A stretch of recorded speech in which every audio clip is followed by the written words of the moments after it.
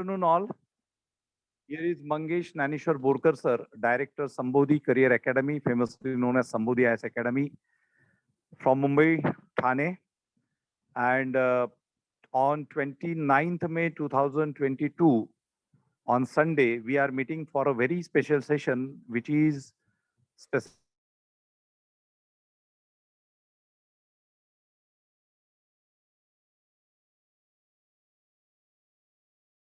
Design.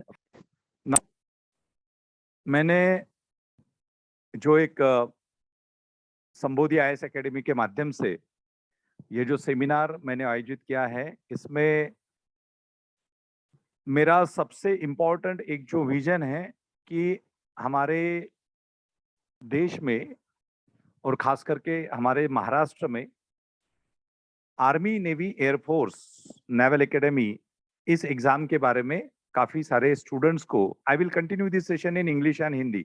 Okay, most of the students they have joined from I think different parts of India also. Okay, not only from Maharashtra. So I will continue this session in both the languages. So अगर किसी को language का issue हो गया, okay, तो मुझे आप पूछ सकते हो बाद में. और very specifically I am like in a design manner I am discussing all the things related to ND and any examination. So what happened कि हमारे देश में और स्पेसिफिकली महाराष्ट्र में काफी सारे बच्चे जो है वो एनडीए की जो एग्जाम है आर्मी, नेवी, एयरफोर्स में ऑफिसर्स रैंक पे किस तरह से जाना है इसके बारे में उन्हें पता नहीं रहता है. ऑफिसर्स रैंक के कमीशन ऑफिसर्स पे किस तरह से जाना है इसके बारे में उन्हें पता नहीं होता है. नेवल एकेडमी के बारे में पता नहीं होता. नॉर्मली क्या होता है ना कि हम लोग क्या करते हैं कि 8th, 9th, 10th तक, ओके, एक स्पेसिफिकली अगर महाराष्ट्र की बात करूं, और मैं अभी जैसे मेरा इंस्टीट्यूशन लास्ट 2005-06 से महाराष्ट्र में मुंबई और ठाणे रीजन में है, तो यहाँ से हमने काफी सारे आईएएस ऑफिसर्स बनाए, आईपीएस ऑफिसर्स बनाए, स्टेट सर्विसेज थ्रू ऑफिसर्स बनाए, UPSC civil services through officers बनाए, बैंकिंग है, स्टाफ सिलेक्शन है, पैरामिलिट्री है, जैसे CISF है, CRPF है, बॉर्डर सिक्योरिटी फोर्स है, Indo Tibetan border police force है. मेरे काफी सारे student assistant commandant, deputy commandant, okay, SP, okay, DYSP, deputy collector, assistant commissioners, income tax, customs, narcotics, okay, audit, account, ऐसे काफी सारे डिपार्टमेंट्स में मेरे स्टूडेंट जो है वो पोस्टेड है काफी अलग अलग एग्जाम्स के माध्यम से. और लेकिन सबसे इम्पोर्टेंट बात है कि जो डिफेंस सर्विसेज है उसमें हमारे यहाँ से, मतलब ना मुंबई रीजन से, ना महाराष्ट्र से, और काफी भारत के काफी सारे स्टेट से भी डिफेंस फोर्सेस में ज्यादा पार्टिसिपेशन नहीं होता है. यह स्पेसिफिकली नॉर्थ और साउथ में इसके बारे में अवेयरनेस भी है स्टूडेंट्स को, और काफी सारे स्टूडेंट्स आर्मी, नेवी, एयरफोर्स में, नेवल एकेडमीज में अगर ऑफिसर रैंक पे जाना चाहते हैं तो उनकी जो प्रिपरेशन होती है वो प्रिपरेशन 8th, 9th से ही वो स्टार्ट करते हैं.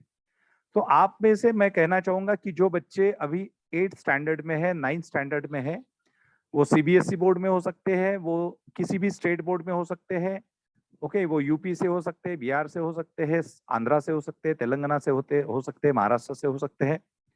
तो आप अगर 8th, 9th स्टैंडर्ड में हो और अगर आपको भारत के डिफेंस फोर्सेस में जाना है तो आपको आपका जो स्कूल का जो सिलेबस है वो बहुत अच्छी तरह से करना है. ये बात ध्यान में रखिए. Okay, most important thing, you need to do your syllabus very precisely, very properly if you want to enter into defense forces of India, in Indian Army, Indian Navy, Indian Air Force, okay, and in Naval Academy.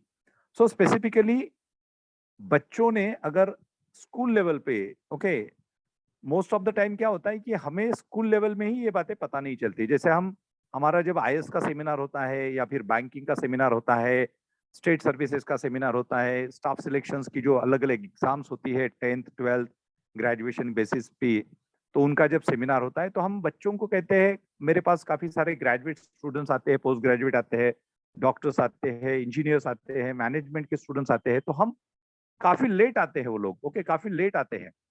और अभी ये भी observe किया गया है कि काफी सारे स्टूडेंट्स को डिफेंस फोर्सेस में जाना होता है, लेकिन उन्हें डिफेंस फोर्सेस में किस तरह से जाना है, आर्मी में ऑफिसर कैसे बनना है, नेवी में ऑफिसर कैसे बनना है, एयरफोर्स में ऑफिसर कैसे बनना है, ये उन्हें पता नहीं होता है। तो मैंने ये जो खास सेमिनार रखा है उसमें 8th और 12th standard, 8, 9, 10th, 11, 12th standard पे ही एम्फेसिस किया है, ताकि आप लोगों को आपके भविष्य के बारे में थोड़ा सा एक अंदाज आए, आप लोग कुछ डिसाइड कर सके कि yes, this is my passion, I want to get into Indian Navy, Indian Army, Indian Air Force as a commission rank officer. ये बात ध्यान में रखिएगा कि हमारे best of the best schools में, सो कॉल्ड इंटरनेशनल स्कूल्स में, और छोटे से लाइक मैं काफी सारे बड़े बड़े स्कूल्स में जाता हूँ, कॉलेजेस में भी जाता हूँ, तो व्हाट आई हैव सीन कि स्कूल्स और कॉलेजेस में भी ये जो करियर ऑप्शंस होते हैं डिफेंस से लेके रिलेटेड, पैरामिलिट्री फोर्सेस से रिलेटेड, या सिविल सर्विसेज हो, या स्टेट सर्विसेज हो, या बैंकिंग हो, इंश्योरेंस हो, इसके बारे में बताया नहीं जाता, प्रॉपरली इंफॉर्मेशन नहीं मिलती है। और प्रॉपर एज में प्रॉपर इंफॉर्मेशन अगर नहीं मिलती है तो हम अपना एम डिसाइड नहीं कर सकते प्रॉपरली, और फिर क्या हो जाता है ना कि एज लिमिट क्रॉस हो जाता है। जैसे अभी इसी सेमिनार में जैसे कुछ बच्चे ज्वाइन हुए थे तो उनका एज लिमिट क्रॉस हो गया। उस बच्ची को एनीवे डिफेंस फोर्सेस में जाना है, लेकिन वो अभी 3rd ईयर में है। तो आप अगर ग्रेजुएशन, अगर आपका एनडीए अगर छूट जाता है आपसे 12th स्टैंडर्ड के बाद, ओके, और विद इन एज लिमिट में अगर आप एनडीए के माध्यम से सर्विस, डिफेंस सर्विसेज में नहीं जाना चाहते हो, या 17 is fine, okay, 17 is fine, 17 साल के हो, 18 साल के हो तो ठीक है, आप एनडीए की एग्जाम दे सकते हो। तो बेसिकली क्या होता है ना कि अगर आपका डिफेंस फोर्सेस में जाने का जो एम है वो एनडीए के माध्यम से अगर नहीं पूरा हुआ, तो बाद में आप सीडीएससी, जो कंबाइंड डिफेंस सर्विसेज वाली जो एग्जाम है, उसके माध्यम से भी आप आर्मी, नेवी, एयरफोर्स में, ओटीए में, ऑफिसर्स ट्रेनिंग एकेडमी में जा सकते हो। उसका जो विषय है वो अलग है, उसके बारे में मैं बात नहीं करूंगा, that is for the graduate students. Okay, तो एनडीए के माध्यम से आपको जाने का मौका है ऑलमोस्ट 16.5 to 18.5, ये ऑलमोस्ट एक एज लिमिट होती है। एक स्पेसिफिक, जब भी एनडीए का एडवर्टीजमेंट आता है उस समय एनडीए का जो ये है, मतलब व्हाट यू कैन से, वो जो एडवर्टीजमेंट है, उस एडवर्टीजमेंट में एक स्पेसिफिक डेट दिया रहता है कि इस डेट के पहले आपका जन्म होना चाहिए, इस डेट के पहले आपका जन्म नहीं होना चाहिए, इस डेट से लेके इस ईयर से लेके इस ईयर तक। तो वो जो वेरिएशंस होते हैं वो हर साल अलग अलग वेरिएशंस होते हैं।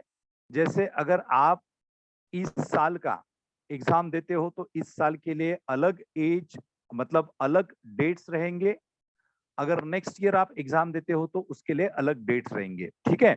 तो सबसे इंपॉर्टेंट मेरा आप लोगों से कहना है कि जब भी आप एग्जाम के लिए अपियर होते हो तो एग्जाम के लिए अपियर होते हुए जो एनडीए का पूरा एडवर्टीजमेंट आता है वो आप लोगों को अच्छे से पढ़ना है, बहुत ही प्रॉपरली पढ़ना है, ओके। वो पढ़ने के बाद ही आप अप्लाई कर सकते हो। एनडीए की 2 बार एग्जाम्स होती है साल में, 2 बार आपको चॉइस मिलती है, और एक बार ऑलमोस्ट, मतलब जब अप्रैल में एग्जाम होता है तो उसका एडवर्टीजमेंट आता है, ओके। और जब दूसरी बार एग्जाम होता है तो उसका एक एडवर्टीजमेंट अलग से निकलता है। मतलब अभी एनडीए 2 का इस साल का जो एडवर्टीजमेंट है वो निकला हुआ है। अभी एनडीए का जो एग्जामिनेशन है, फर्स्ट जो इस साल का 2022 का जो एनडीए एंड एनए 1 का जो एग्जाम हुआ वो हुआ 10/4/2022 को, मतलब 10 अप्रैल को हुआ, और उसका एडवर्टीजमेंट निकला था 22 जनवरी को, और उसका लास्ट डेट था 11 फरवरी। 1 डे का एग्जाम हुआ था। एनडीए और सीडीएससी का सेम ही एग्जाम हुआ था। अभी जो एनडीए एंड एनए 2 का एग्जाम निकला है उसकी जो डेट ऑफ एडवर्टीजमेंट है वो है 18 मई 2022, और उसका जो लास्ट डेट है, ठीक है, उसका जो लास्ट डेट है फॉर्म फिलअप करने का वो है, as per the recent advertisement, वो 7 तारीख तक का है, ठीक है, 7 तक का है। तो और उसका जो एग्जामिनेशन है वो है 4 सितंबर 2022 को, ठीक है। एनडीए एंड एनए का, एनए 2 का जो एडवर्टीजमेंट अभी निकला है, तो जो लोग अभी 12th अपियर है जो बच्चे अभी 12th अपीयर है, वो बच्चे एनडीए का एग्जामिनेशन उस एज कैटेगरी में बैठते होंगे, एजुकेशनल कैटेगरी में बैठते होंगे, so they can appear for that examination. तो आपको मतलब ये सेशन होने के बाद अगर आपने फॉर्म भरा नहीं है तो आप लोग फॉर्म भर दीजिए। फॉर्म भरना बहुत इंपॉर्टेंट है विद इन डेट में, ठीक है। तो दूसरी बात ये है, मतलब एक बात ध्यान में रखिएगा कि एनडीए और एनए का एग्जामिनेशन साल में 2 बार होता है। एक होता है अप्रैल में, दूसरा होता है सितंबर में। लेकिन मोस्ट ऑफ द कैंडिडेट्स क्या करते हैं कि हमें एक आदत होती है कि जब हमारी एग्जाम आती है तो एग्जाम आने के 1 महीना पहले, 2 महीना पहले, 3 महीना पहले ही हम प्रिपरेशन करते हैं। अगर आप हाँ अगर आप इस तरह से 1 महीना 2, मैं अभी जो एनडीए का जो इस साल का जो फाइल है ना वो अभी शेयर करूंगा। कुछ बेसिक इंस्ट्रक्शंस मैं दे देता हूँ, फिर बाद में मैं आप लोगों के साथ बात करूंगा कि एनडीए की एग्जाम क्या होती है, फॉर्म कैसे भरना है, अलग अलग उसके स्टेजेस क्या है, जैसे उसका रिटर्न एग्जाम कैसे है, उसके बाद एसएसबी किस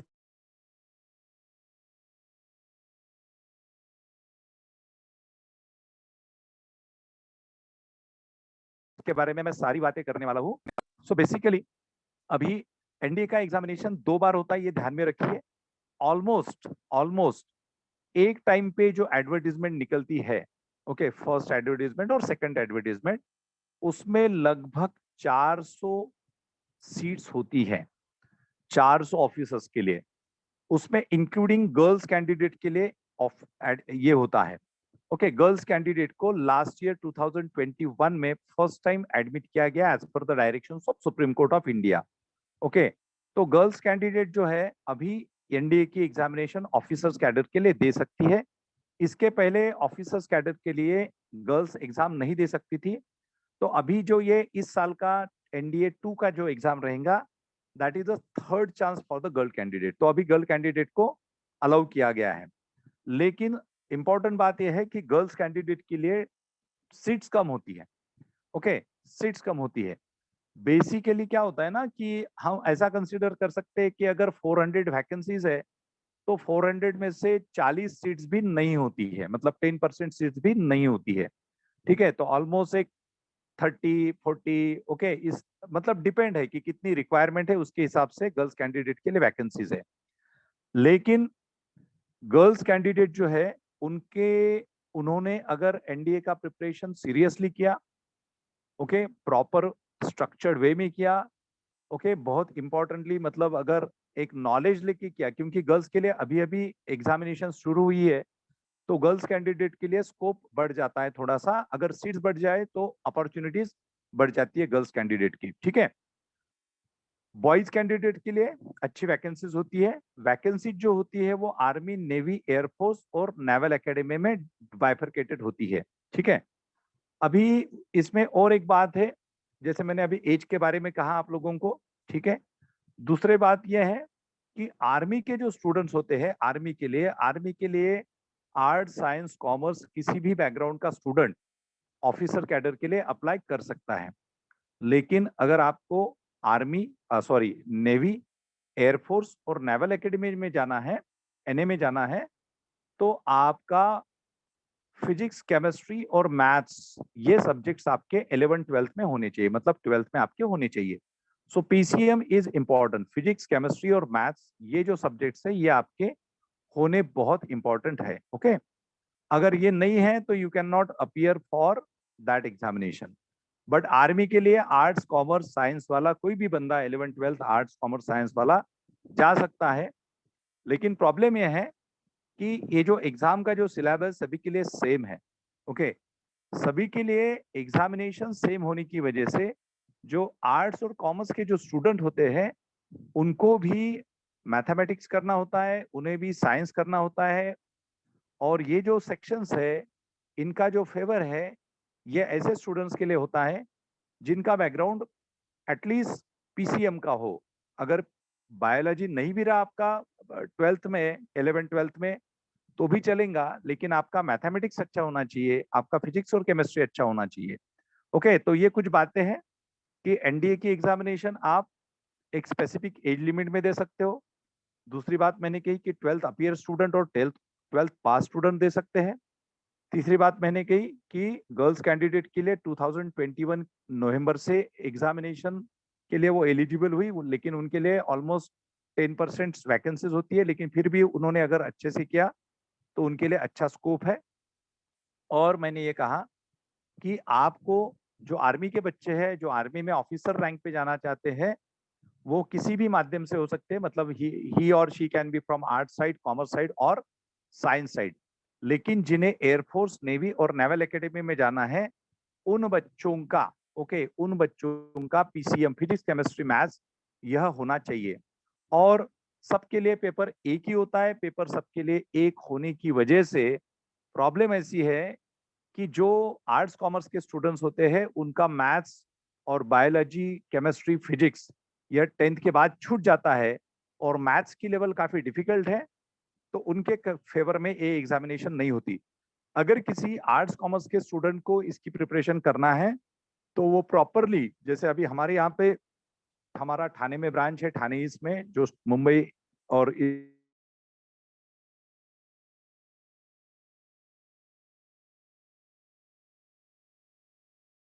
पेरिफेरी के जो स्टूडेंट की, अगर आप लोगों ने एक प्रॉपर, जैसे आप अभी 10th में हो, तो instead of going for MBBS और इंजीनियरिंग कोर्सेज, अगर आपका एम है कि नहीं मुझे नेवी में ही जाना है, आर्मी, नेवी, एयरफोर्स में मुझे सिक्योर करना है, तो आप, हाँ, देखो आप लोग ना मुझे क्वेश्चंस बाद में पूछिए। जैसे देखो, आर्ट्स वाले स्टूडेंट है, कॉमर्स वाले स्टूडेंट है, साइंस वाले स्टूडेंट है।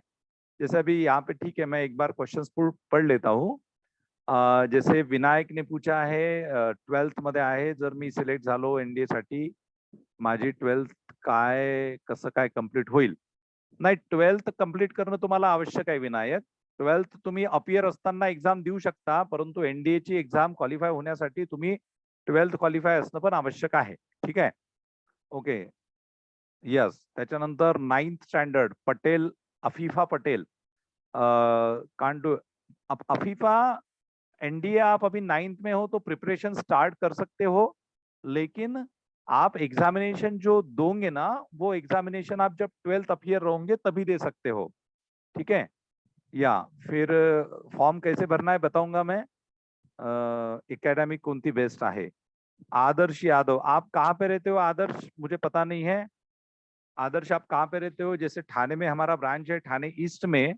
ओके, मुंबई ठाणे पता होगा आप लोगों को, तो जो डोंबिवली, या तो हमारे ठाणे के ब्रांच में अभी वेरी कमिंग, लाइक इस मंथ में ही, मतलब नेक्स्ट 10 डेज में हमारा एक कमिंग एग्जाम जो है सितंबर की, उसके लिए 3 महीने का एक रेगुलर कोर्स शुरू हो रहा है। वो ऑनलाइन ऑफलाइन दोनों मोड में रहेगा, जो बहुत रेगुलर रहेगा। 2 घंटे के उसके लेक्चर्स रहेंगे, नॉर्मली आफ्टरनून में 2 बजे के बाद, 2 से 4 हो सकते हैं वो, या थोड़ा टाइम वेरी भी हो सकता है। और जो विनायक, मैंने आपका आंसर दिया है ऑलरेडी, ठीक है? और जो बच्चे एनडीए की 2 साल की प्रिपरेशन करना चाहते हैं, 11वीं 12वीं के साथ, साइंस के साथ, या फिर जिनका आर्ट्स कॉमर्स है वो भी, तो उनके लिए 2 साल का एक 3 डेज अ वीक का एक कोर्स हमारा जून में ही स्टार्ट हो रहा है। तो जिनको भी इंटरेस्ट है वो मुझे बाद में कांटेक्ट कर सकते हैं। मैंने मेरा नंबर यहाँ पे चैट बॉक्स में दिया था। ओके, 8108016455। ओके, तो उसमें आप मुझे कांटेक्ट बाद में कर सकते हो। Mangesh Borkar sir, hello 8108016455। Sir. Hello sir. हाँ, बाकी आप देखो, पहले हमारा जो इंफॉर्मेशन है ना, that is important. Sambodhi IAS academy, Mangesh Borkar sir, Mumbai Thane. Hello okay, sir. तो या बोलो। Sir, I am Deep Salunke हाँ। From Bhavans Vidyalaya. Hmm, sir, my question is, sir मी आता सध्या 12th मध्ये आहे, हम्म, कॉमर्स साइडने. पण हम्म। सर माझ्या माझ्या सब्जेक्ट मध्ये मॅथ्स सब्जेक्ट नाही, एसपी वरून आहे मी. मग ते चालेल काय सर? हा, चालतं ना, चालेल, त्याला काहीच प्रॉब्लेम नाही आहे. फक्त कसं आहे हाँ सर. की तुम्ही जे आहे, ओके, हाँ. तुम्हाला एनडीएचा जो सिलेबस आहे ना, त्या एनडीएच्या सिलेबस नुसार तुमची प्रिपरेशन असली पाहिजे, सिंपल. म्हणजे ते सर्व सांगणार मग तुम्ही. तुमचे सब्जेक्ट्स काहीच मॅटर करत नाही इथे.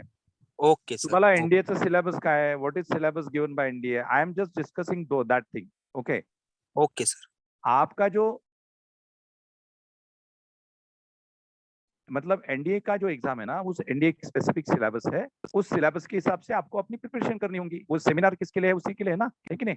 हाँ, so first listen entire seminar and then we can have questions. पहले तो आप सभी लोग सेमिनार जो है उसको अटेंड कीजिए, और उसके बाद ही फिर आप लोगों को समझ में आ जाएगा, ठीक है? तो लेट अस स्टार्ट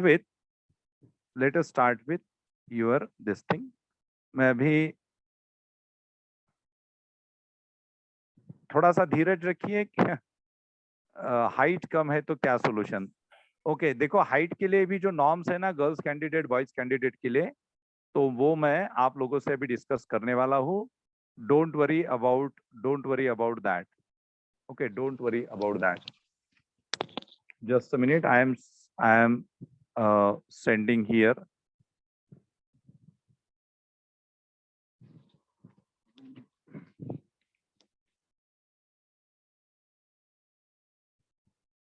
जस्ट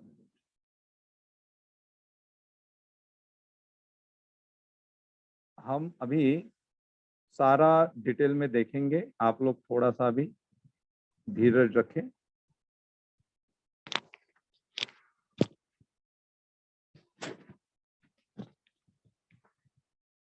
या आप लोगों को दिख रहा है पीडीएफ? यहाँ पे दिख रहा है? Can you see this PDF? Screen पे आप लोगों को दिख रहा है क्या कुछ? या चलो ठीक है। तो देखो अभी मैं इसके माध्यम से बताऊंगा आपको। तो अभी देखो ये जो एडवर्टीजमेंट आई थी, ये 18/5 को आई थी मई के, और ये last date for submission of application जो है दैट इज 7/6।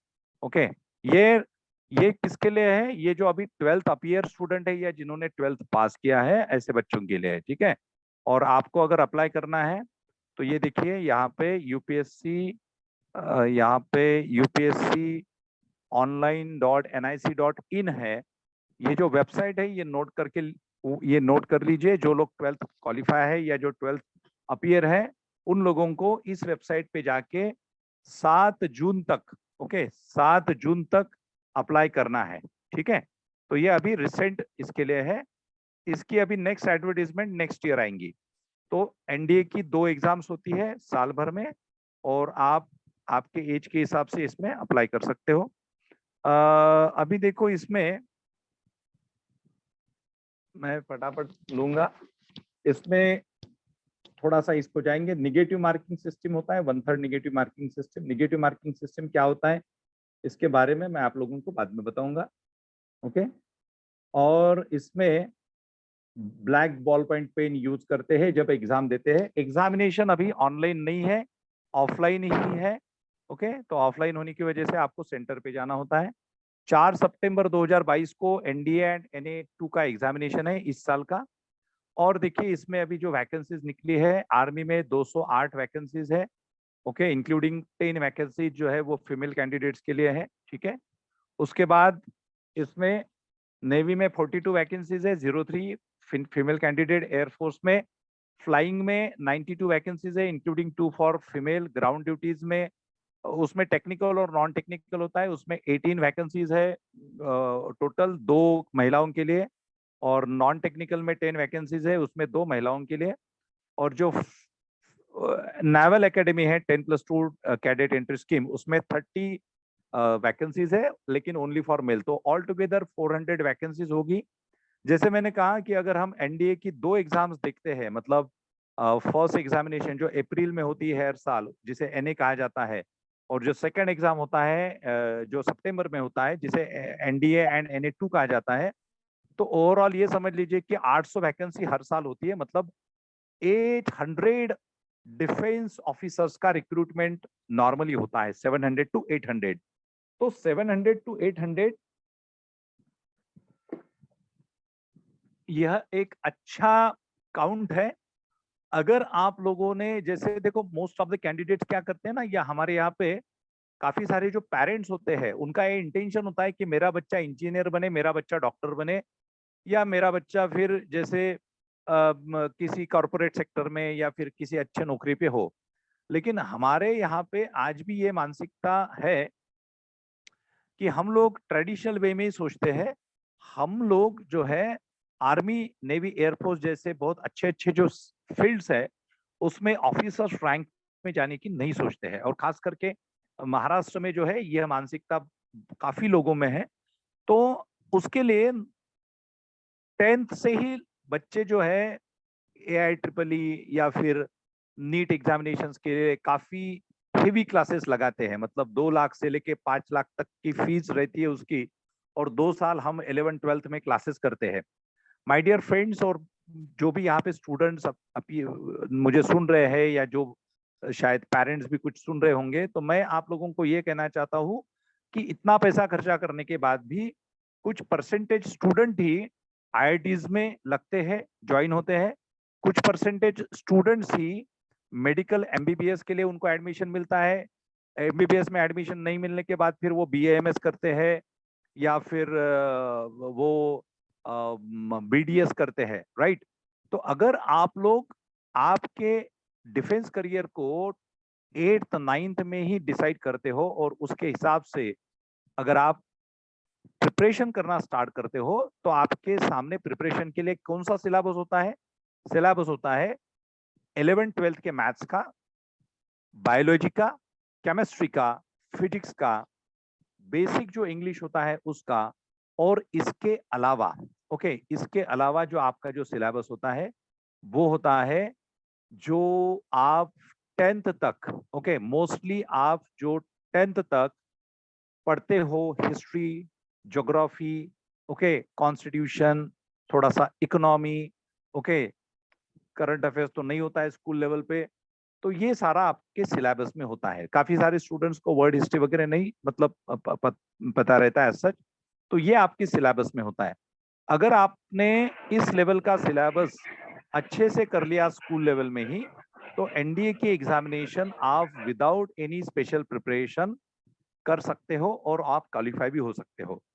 काफी सारे स्टूडेंट्स जो मेरे पास हमारे इंस्टीट्यूशन में ठाणे के ब्रांच में काउंसलिंग के लिए आते हैं, तो उनका एक मिसकंसेप्शन होता है NDA के एग्जाम के बारे में। उनको लगता है, क्योंकि मैंने ये भी सुना कि काफी सारे स्टूडेंट्स, काफी सारे पेरेंट्स के भी मुझे फोन आए थे, तो उन्होंने ये कहा था कि बच्चा कहीं सैनिक स्कूल में पढ़ रहा है, कहीं पे किसी सेंटर में पढ़ रहा है, रेसिडेंशियल सेंटर में, वो 8वीं से ही लगा देते हैं उसको काम के लिए, ठीक है। और वहां पे फिर उनका रेगुलरली मॉर्निंग में उठना, दौड़ना, फिजिकल फिटनेस वगैरह ये होता है।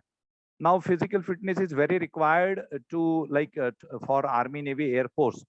Okay, but to qualify NDA and NA examination and even to qualify CDSC examination, ये बात ध्यान में रखिए कि वहां पे किसी भी तरह के आपके फिजिकल एक्सरसाइज या फिजिकल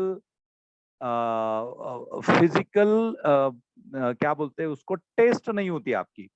मतलब आपको वहां पे NDA के एग्जामिनेशन में रिटन एग्जाम होता है, उसके बाद रिटन क्वालिफाई होने के बाद SSB होता है, सर्विस सिलेक्शन बोर्ड का एग्जाम होता है, जिसमें आपके चार पांच जो ऑफिसर्स होते हैं अलग अलग डिपार्टमेंट्स के, वो ऑफिसर्स आपको वहां पे आपका एक पर्सनालिटी टेस्ट, आपका एक साइकोलॉजिकल टेस्ट, आपके लीडरशिप क्वालिटी का टेस्ट, आपके ओवरऑल जो डिसीजन मेकिंग है उसका टेस्ट वो लोग लेते हैं।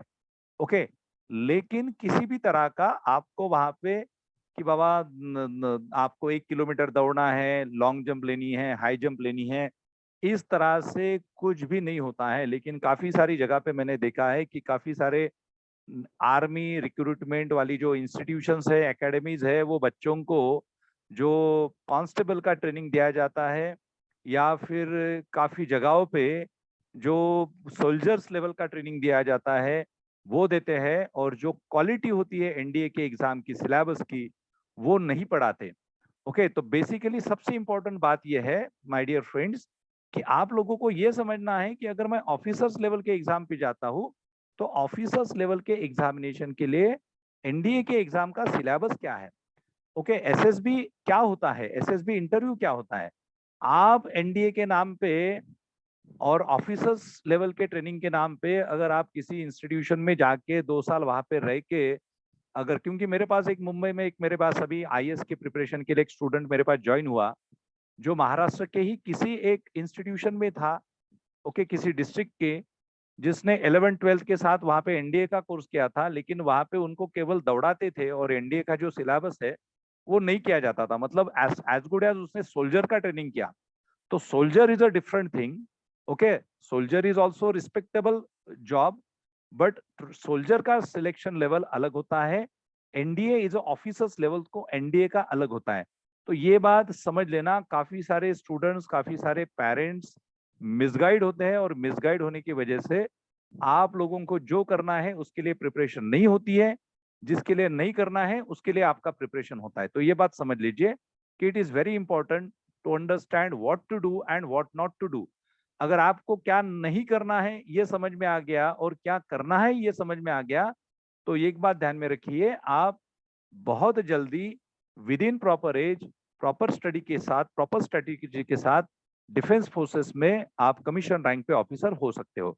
अभी यहाँ पे देखिए, मैं यहाँ पे ये जो अभी का रिसेंट जो एडवर्टाइजमेंट है उसमें देखिए, इन्होंने यहाँ पे दिया है कि एज का क्राइटेरिया क्या होगा। ठीक है, एज का जो क्राइटेरिया है वो उन्होंने इस पीडीएफ में मेंशन किया है। तो ये देख लीजिए यहाँ पे, this is age limit, sex and marital status, only unmarried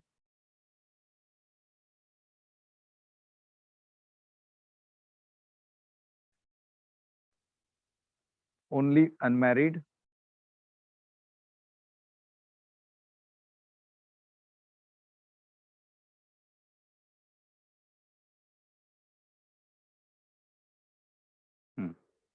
यहाँ पे मैं इसको ये करता हूँ,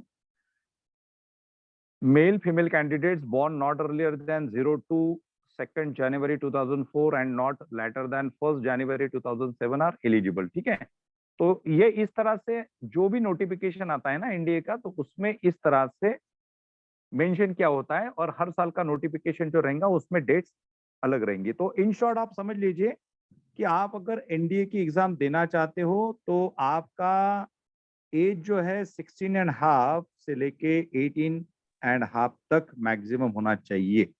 ठीक है, ओके। और फिर टाइम भी होना चाहिए उसके लिए, प्रिपरेशन के लिए। अभी मैं बाकी बातें तो मैंने बता दी है, जैसे आर्मी लेवल के लिए अगर जाना है तो एनी स्टूडेंट, और एयरफोर्स और नेवल के लिए जाना है तो मैंने बताया था फिजिक्स, केमिस्ट्री और मैथ्स, तो उस पर मैं नहीं जाऊंगा अभी। अभी डायरेक्टली हम लोग जो है पैटर्न पे आते हैं, एग्जामिनेशन का जो पैटर्न है उसके ऊपर हम आते हैं, और उसके बाद, क्योंकि वो समझना बहुत इंपॉर्टेंट है। देखो, ये जो एग्जामिनेशन का जो पैटर्न है ये इस तरह से है, ओके। शायद आप लोगों ने यूट्यूब के वीडियोस वगैरह देखे होंगे, तो उसमें आप लोगों को पता होगा, ये मैथमेटिक्स एक सब्जेक्ट है, इसमें 3 आवर्स का, ओके। और दूसरा जो सब्जेक्ट है that is general ability test, okay, GAT.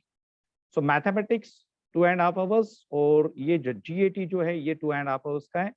तो इसके 600 मार्क्स है, और जो पहला पेपर है उसके 300 मार्क्स, तो टोटल है आपके 900 मार्क्स टोटल है यहाँ पे देखिए। और एसएसबी जो है इसके 900 मार्क्स। तो सबसे इंपॉर्टेंट बात है कि आप लोगों को अगर एनडीए के एसएसबी तक पहुंचना है तो आप लोगों को आपका फर्स्ट पेपर और दोनों सेकंड पेपर, ये दोनों पेपर मिला के आप लोगों को क्वालिफाई होना होगा, ओके। आप लोगों को पहले तो इसमें रिटर्न में क्वालिफाई होना है। रिटर्न में जैसे आप क्वालिफाई हो गए तो रिटर्न के बाद ही आप लोग एसएसबी में जा सकते हो। मैं आप लोगों को थोड़ा सा एक ये बता दूं कि जैसे 2021 का जो एग्जाम है, ओके, 2021 का जो एग्जाम है उसमें उसमें भी टोटल 400 वैकेंसीज थी एनडीए और एनए की, फर्स्ट एग्जामिनेशन जो थी उसमें। और उसमें जो मिनिमम कट ऑफ जो था, ओके, मिनिमम जो कट ऑफ था वो मैं आपको बताऊं तो मिनिमम कट ऑफ था 2021 के एग्जामिनेशन का 343 मार्क्स आउट ऑफ 900, ओके। जो कट ऑफ था वो 343 मार्क्स था आउट ऑफ 900 मार्क्स, मतलब फर्स्ट पेपर का और सेकंड पेपर का अगर हम कैलकुलेट करेंगे तो उसका टोटल कट ऑफ था 343 मार्क्स। और जो 1800 मार्क्स, मतलब एसएसबी इंटरव्यू को अगर हम कंसिडर करेंगे तो वो टोटल कट ऑफ था 709 मार्क्स। ओके, एग्जामिनेशन क्वालिफाई करना मतलब क्या करना है, तो एग्जामिनेशन क्वालिफाई करने के लिए ये पहला जो स्टेज होता है, इस फर्स्ट स्टेज में आपको 900 में से कुछ मार्क्स मिलने चाहिए। तो मैंने आप लोगों को बताया कि 2021 का जो फर्स्ट एग्जाम हुआ था उसका कट ऑफ था 343 मार्क्स, और फिर इसमें एडिशन करके एसएसबी के 900 मार्क्स में से जो भी मार्क्स मिले थे लास्ट कैंडिडेट को, तो लास्ट कैंडिडेट था 709 मार्क्स पे, 709 मार्क्स पे, मतलब 1800 में से 709 मार्क्स पे जो स्टूडेंट है वो क्वालिफाई हुआ था। ओके, अभी एक बात और ध्यान में रखिए कि ये जो कट ऑफ है ये हर साल सेम नहीं होते हैं। ठीक है, जो कट ऑफ है ये हर साल सेम नहीं होते हैं। जैसे मैंने अभी बताया कि 2021 का कट ऑफ फर्स्ट एग्जाम का 709 था, वैसे मैं आपको दूसरा कट ऑफ बताता हूँ 2020 के एनडीए के एग्जाम का। ओके, 2020 एनडीए का फर्स्ट एग्जाम, तो उसमें ये जो मार्क्स है 300 प्लस 600, इसमें से जो कट ऑफ था वो था 355। Okay, and with at least 25% marks in each subject. Okay, तो at least 25% marks in each subject होने चाहिए, तो वो भी एक क्राइटेरिया होता है। और इसमें फिर एसएसबी के मार्क्स मिलाने के बाद आउट ऑफ 1800 जो कट ऑफ था वो था 723। ओके, सो ये जो मार्क्स है ना 723, ये लास्ट कैंडिडेट को मिले थे। ठीक है, तो रिटर्न स्टेज पे इतने, उसमें एसएसबी के 900 में से ऐड करने के बाद टोटल स्कोर हो गया इतना। तो 1800 में से जिस बच्चे को 723 मार्क्स मिले वो बच्चा लास्ट कैंडिडेट था। ओके, और वो जो मार्क्स थे हमें 1800 में से मिले थे। तो ये बात ध्यान में रखिए कि कॉम्पिटिटिव एग्जामिनेशंस में, एनडीए जैसे कॉम्पिटिटिव एग्जामिनेशंस में पास और फेल ऐसी बातें नहीं होती है। ठीक है, कि बाबा पास हो गया और फेल हो गया, ऐसी बातें नहीं होती है। इसमें क्या होता है ना कि इसमें होता है कट ऑफ, कि आपको कितना कट ऑफ, आपको कट ऑफ के ऊपर मार्क्स मिले क्या। अगर आपके मार्क्स कट ऑफ के नीचे है तो आप क्वालिफाई नहीं होते हो, अगर आप कट ऑफ के ऊपर हो तो ही आपका सिलेक्शन होता है। ठीक है, ये बात समझ में आ गई आपको? हाँ, मैंने क्या बताया अभी कि अगर आपको क्वालिफाई होना है इस एग्जाम में तो सबसे इंपॉर्टेंट है कि आपको जो कट ऑफ होता है, जैसे 21 का कट ऑफ अलग था, 20 का कट ऑफ अलग था। ओके, और जो उसके पहले भी 2020 की जो सेकेंड एग्जाम थी तो उसका भी जो कट ऑफ था वो 719 था। तो ऑलमोस्ट 700 के ऊपर ही कट ऑफ होता है। ठीक है, अभी जो रिसेंटली एग्जाम्स हुई थी उसके कट ऑफ भी बहुत ज्यादा थे। ठीक है, बहुत ज्यादा बढ़ गए थे कट ऑफ वगैरह। सो बेसिकली ये बात ध्यान में रखिए कि एनडीए की जो एग्जाम है अगर आपको क्वालिफाई करनी है तो कट ऑफ को आपको ध्यान में रखना होगा। ठीक है, देन अभी देखिए यहाँ पे ये जो सिलेबस है उसको थोड़ा सा हम देखेंगे मैथमेटिक्स का। और मैथमेटिक्स का पूरा सिलेबस जो है वो सिलेबस आपके 11th 12th का है। जनरल एबिलिटी टेस्ट का जो सिलेबस है वो भी आपके 11th 12th के बेसिस पे है। ओके, लेकिन आप जो स्कूल में पढ़ते हो उसका एक अलग अप्रोच होता है। और जो जैसे अभी हमारे यहाँ पे जैसे हमारा कोचिंग इंस्टीट्यूशन है, ओके, और एनडीए एनडीए का जो एग्जाम है वो यूपीएससी द्वारा कंडक्ट किया जाता है। तो बेसिकली यूपीएससी का एग्जाम कंडक्ट करने का ओरिएंटेशन अप्रोच अलग होता है, उसकी डिफिकल्टी लेवल अलग होती है। तो केवल ये इंपॉर्टेंट नहीं है कि आपने 11th 12th कर लिया तो आप इमीडिएटली एनडीए क्वालिफाई हो जाओगे। ओके, इनफैक्ट आप आईआईटी के लिए भी प्रिपेयर कर रहे हो और आपका मैथ्स अच्छा है तो भी गारंटी नहीं होती है। तो इसका जो ओरिएंटेशन होता है, इसके जो एक्सपेक्टेशंस होते हैं, इसके जो क्वेश्चंस की लेवल होती है वो अलग होती है। और उसी के लिए हमें इस सिलेबस को समझना, क्वेश्चंस को समझना भी आवश्यक है। तो देखिए अभी मैं ये थोड़ा सा सिलेबस आप लोगों के साथ डिस्कस करूंगा। यहाँ पे मैथमेटिक्स है, mathematics, okay, maximum marks 300, algebra दिया है यहाँ पे, देखो कंसेप्ट ऑफ सेट। हाँ, मैं थोड़ा सा इसको पढ़ता भी हूँ सो दैट जो 11-12 के जो स्टूडेंट्स है, स्टूडेंट्स देखो, मुझे अभी चार्ट बॉक्स में आप क्वेश्चंस मत पूछिए, मैं आपको आंसर बाद में दूंगा। सिस्टमेटिकली मैं स्टेप बाय स्टेप जा रहा हूँ, तो अननेसेसरीली आप चार्ट बॉक्स में क्वेश्चंस ना करें। आपको क्वेश्चंस करने के लिए मैं अलग से टाइम देने वाला हूँ, ठीक है। ये सिस्टमेटिकली स्टेप बाय स्टेप थोड़ा सा जाएंगे तो समझ में आएगा, बीच में क्वेश्चंस पूछूंगे तो नहीं समझ में आएगा। ओके, तो देखिए अलजेब्रा का सिलेबस है concept of set, operations of set, Venn diagrams, De Morgan laws, Cartesian product, relation, equivalence relation. Okay, उसके बाद फिर आपको ये जो 11-12 के जो बच्चे होंगे साइंस को, उन्हें ये सिलेबस समझ में आ जाएगा। आर्ट्स कॉमर्स वालों के लिए डिफिकल्ट है, इसलिए जो आर्ट्स कॉमर्स के स्टूडेंट है वो अगर एनडीए की तैयारी करना चाहते हैं तो उन्हें कंपलसरी कुछ ना कुछ, मतलब एक अच्छा इंस्टीट्यूशन हो या मेंटरशिप हो जो जानकारी रखते हैं इस एग्जाम्स के बारे में, उनके साथ जुड़ेंगे तो बेटर रहेगा। वो आप अगर नागपुर से है तो नागपुर में जुड़िए, आप औरंगाबाद से है, पुणे से है, मुंबई ठाणे से है तो वहां पे जुड़िए, लेकिन कहीं ना कहीं आपको प्रॉपरली गाइडेंस लेना आवश्यक है, और आजकल जैसे ऑनलाइन भी सुविधाएं उपलब्ध है।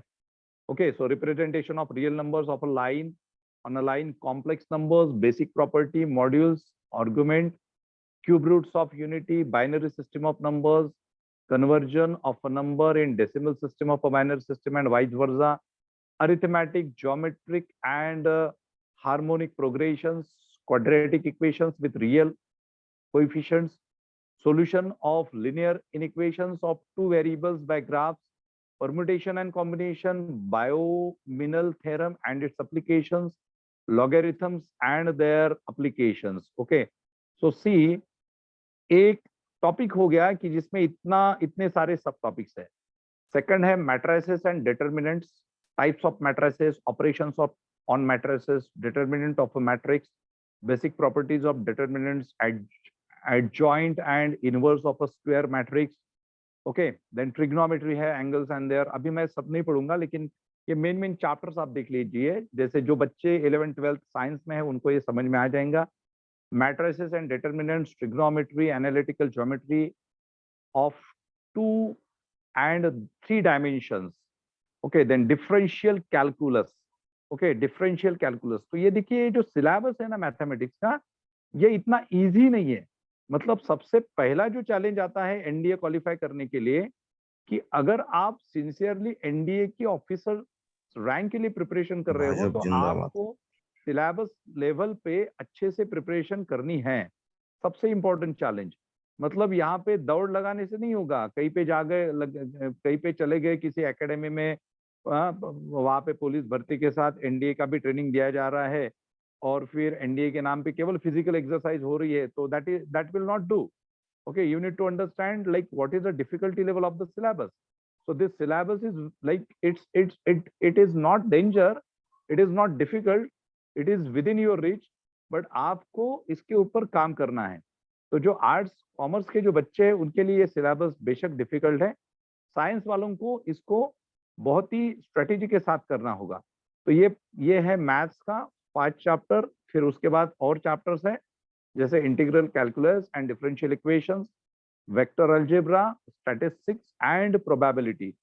इसको इतना हम पढ़ेंगे तो थोड़ा सा टाइम कम है अपने पास। तो देखिए इतना सारा ये सिलेबस है, अगर ये जो सिलेबस है इस सिलेबस को आप 11-12 में ही करते हो तो ही आपके chances NDA and NA exam qualify होने के बढ़ते हैं। ओके, अगर आपका किसी कोचिंग में, जैसे नॉर्मली स्टूडेंट्स 11-12 का क्लास लगाते हैं, साइंस का क्लास लगाते हैं, पीसीएम का लगाते हैं, पीसीबी का लगाते हैं या पीसीएमबी का लगाते हैं, तो अगर इन दैट मैनर अगर आपका सिलेबस अगर कंप्लीट हो गया है तो फिर ये जो सेकंड पेपर जो है जनरल एबिलिटी टेस्ट, इस जनरल एबिलिटी टेस्ट में जो दूसरा जो एक टॉपिक है जनरल एबिलिटी टेस्ट में, जिसमें history, geography, constitution, economy, current affairs वगैरह है, उसकी अलग से प्रिपरेशन करना बहुत आवश्यक है।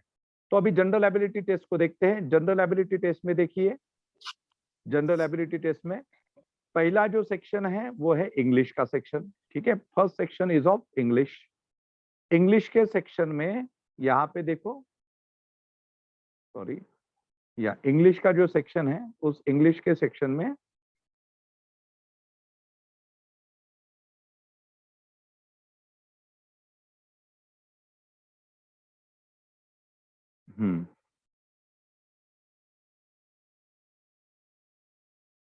आपका जो रेगुलर जो इंग्लिश है, इंग्लिश ग्रामर जो है उसका अप्लाइड पोर्शन इंग्लिश में दिया हुआ है। ओके, तो वो ज्यादा डिफिकल्ट नहीं होता है, लेकिन फिर भी हम देखेंगे।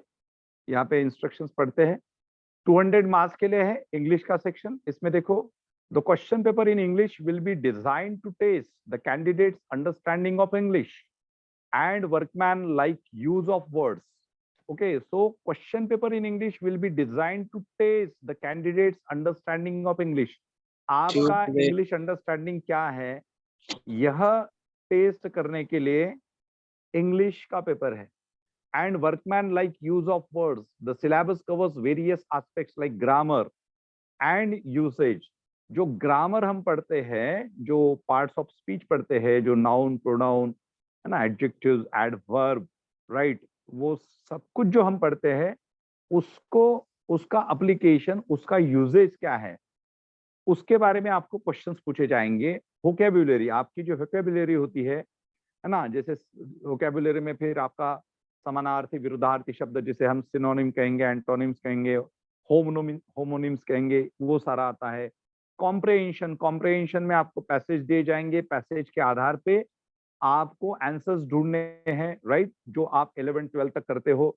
And cohesion in extended text to test the candidates proficiency in English. So basically English जो है ना, वो आपने जो ग्रामर पढ़ा था 11-12 तक का, जो आपने ग्रामर पढ़ा था, उसी के आधार पे आपका ये होता है, ठीक है। उसके बाद जनरल नॉलेज है। अभी जो जनरल नॉलेज है उसमें 400 मार्क्स है, लेकिन 400 मार्क्स में क्या दिया है इन्होंने, what is mention in 400 marks, यहाँ पे इन्होंने दिया है फिजिक्स, यहाँ पे इन्होंने दिया है केमिस्ट्री, और यहाँ पे इन्होंने दिया है जनरल नॉलेज। तो जनरल नॉलेज में देखो, पार्ट बी है ये, ओके, जनरल एबिलिटी टेस्ट का पार्ट बी है जनरल नॉलेज, उसमें 400 मार्क्स है। The question paper on general knowledge will broadly cover the subjects physics, chemistry, general science, social studies. Social studies, now if you talk about social studies, तो social studies का जो periphery होता है वो काफी बड़ा है। ओके, फिर उसमें लिखा है geography and the current affairs. Okay, geography and the current events. तो इसमें देखो, फिजिक्स जो है, फिजिक्स का सिलेबस दिया है, केमिस्ट्री का भी सिलेबस दिया है, जनरल साइंस भी दिया है, जो मैं बताऊंगा आपको। Social studies, geography and current events, ठीक है। अभी यहाँ पे देखो, ये पढ़ना बहुत इंपॉर्टेंट है। The syllabus given below is design to indicate the scope of these subjects included in this paper.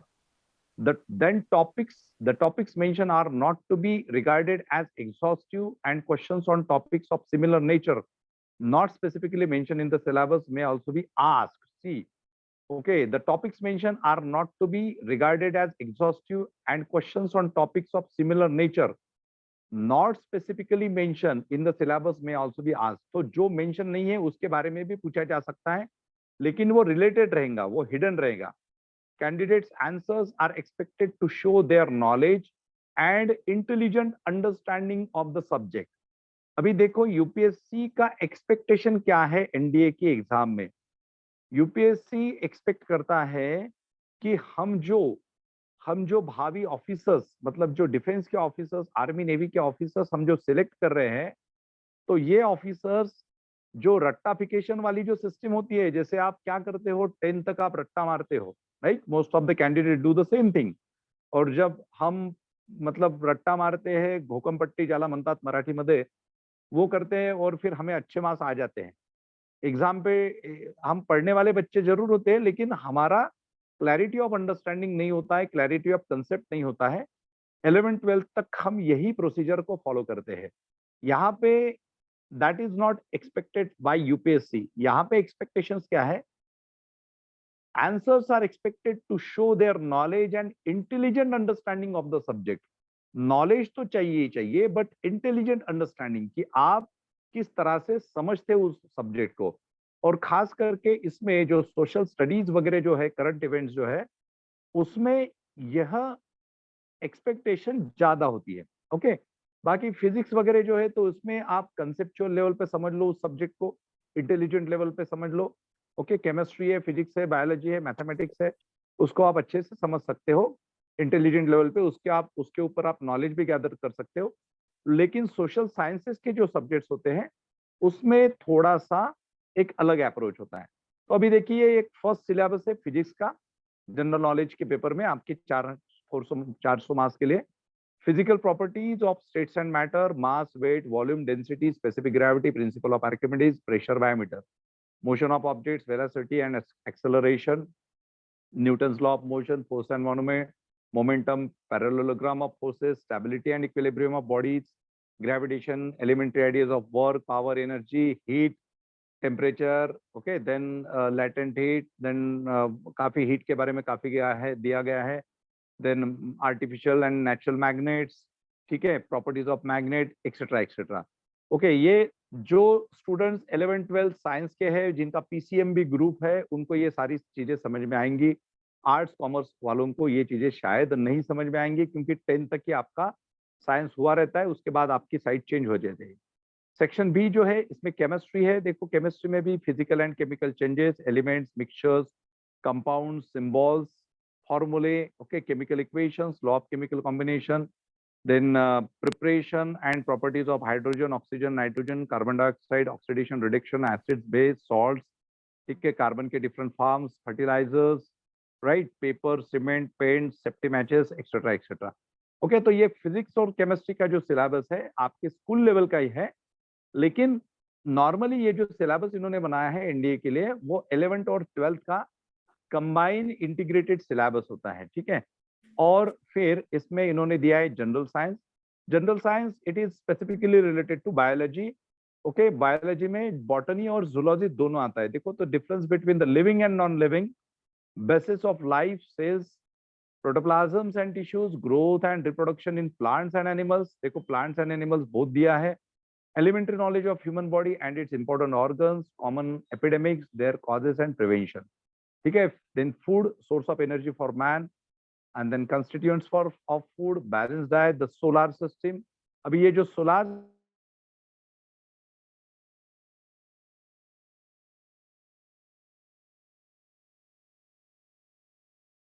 Topic से basically it is related to geography. उसके बाद जो ये सेक्शन डी है ना, 4 सेक्शंस, उसमें जो सेक्शन जो डी है, मतलब पहला अपना हुआ फिजिक्स का, सेकंड केमिस्ट्री का, थर्ड जनरल साइंस का, मतलब फिजिक्स, केमिस्ट्री, बायोलॉजी हुआ। अब सेक्शन डी में है history. Okay, a broad survey of Indian history with emphasis on culture and civilisation, then freedom movement in India, then elementary study of Indian constitution. देखो, Indian constitution मतलब भारतीय संविधान, and administration, elementary knowledge of 5 year plan of India. तो ये 5 year plan से post independence की बात है और इकोनॉमी की भी बात है। पंचायत राज सिस्टम है, जैसे जिला परिषद होता है, पंचायत समिति होता है, और ये सारी बातें हैं इसमें। Then cooperatives and community development, Bhoodan, Sarvodaya, national integration and welfare state, basic teachings of Mahatma Gandhi. देखो कितना सारा है, मतलब हिस्ट्री, फ्रीडम मूवमेंट, ईटीसी दिया है, तो ईटीसी में वो कुछ भी आ सकता है। ईटीसी में सोशल साइंस से रिलेटेड वो कुछ भी आ सकता है। Okay, so you need to understand that gravity of the syllabus, okay, strength of the syllabus, potential of the syllabus. Without understanding syllabus, pattern and the strategy, you cannot qualify NDA examination, or for that matter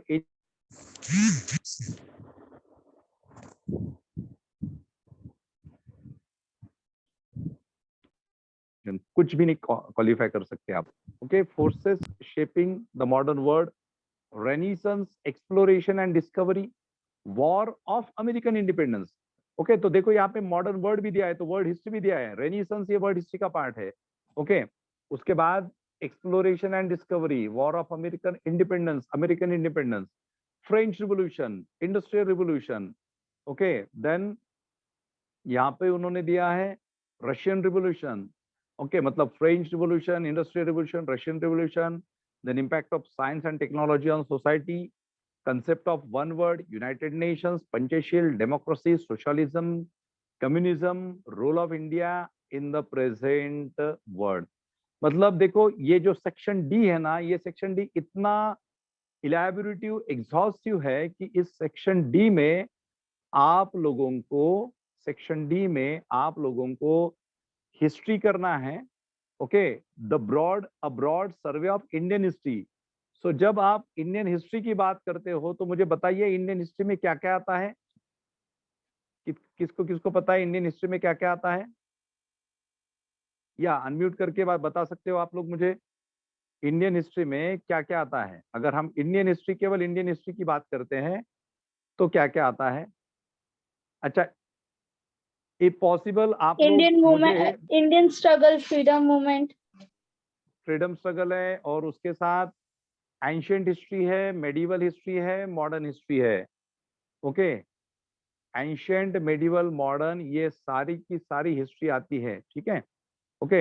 अच्छा, एक बात आप मुझे, एक बात मेरे लिए कर लेना आप लोग कि आप जितने भी ज्वाइन हुए हो वो चार्ट बॉक्स में प्लीज आप लोग, या फिर जैसे ये सेशन होने के बाद आप लोग मेरा जो व्हाट्सएप नंबर है 6455 मंगेश बोरकर सर, इस पे आपका नाम, ओके, आपका जो स्कूल है, आपका जो प्लेस है और आप कौन से क्लास में हो, वो मुझे जरा थोड़ा सा आप मुझे भेज देना। या फिर अभी चैट बॉक्स पे मैंने मेरा नंबर डाला है 8108016455 WhatsApp number, Mangesh D Borkar sir, director Sambodhi IAS academy. तो आप अपने जो डिटेल्स है आप मुझे मेरे इस नंबर पे व्हाट्सएप कर देना, सो दैट मैं आपसे जुड़ा रहूंगा। एक बार फिर से बता सकते हैं, आपका आवाज नहीं आ रहा था। ये जो सिलेबस है ना, ये सिलेबस में, इस सिलेबस में काफी सारी बातें हैं, काफी सारी बातें हैं। ठीक है, तो क्या क्या बातें इसमें? इसमें ancient history, medieval history, modern history है with emphasis on culture and civilisation. फिर फ्रीडम मूवमेंट है, ओके। फिर इंडियन कॉन्स्टिट्यूशन। अच्छा, अभी जब हम इंडियन कॉन्स्टिट्यूशन की बात करते हैं तो इंडियन कॉन्स्टिट्यूशन में हमें क्या क्या पता होना चाहिए? What do you know, what do you understand about Indian constitution? What is your understanding about Indian constitution? बोलिए, क्योंकि ये सारा आएगा आपको इसमें। इन्होंने सिलेबस में काफी सारी बातें हैं। हाँ, या श्रेया, आर्टिकल्स। अच्छा, वेरी गुड, आर्टिकल्स। या आर्टिकल्स, तो केवल आर्टिकल्स तो इंडियन कॉन्स्टिट्यूशन नहीं है। बेसिस ऑफ इंडियन कॉन्स्टिट्यूशन क्या है कि one should have a understanding of judiciary, executive, okay, judiciary, executive, legislature, है ना। जैसे हम पार्लियामेंट कहते हैं तो पार्लियामेंट हमें पता होना चाहिए, पार्लियामेंट में लोकसभा राज्यसभा होता है तो वो हमें पता होना चाहिए, राइट। फिर हमें prime ministers, chief ministers, cabinet ministers, right, वो हमें पता होना चाहिए, है ना। हमें गवर्नर क्या करते हैं, MP MLA क्या करते हैं, उनके फंक्शंस क्या होते हैं, उनका जो इलेक्शन प्रोसेस होता है वो क्या होता है, वो हमें पता होना चाहिए।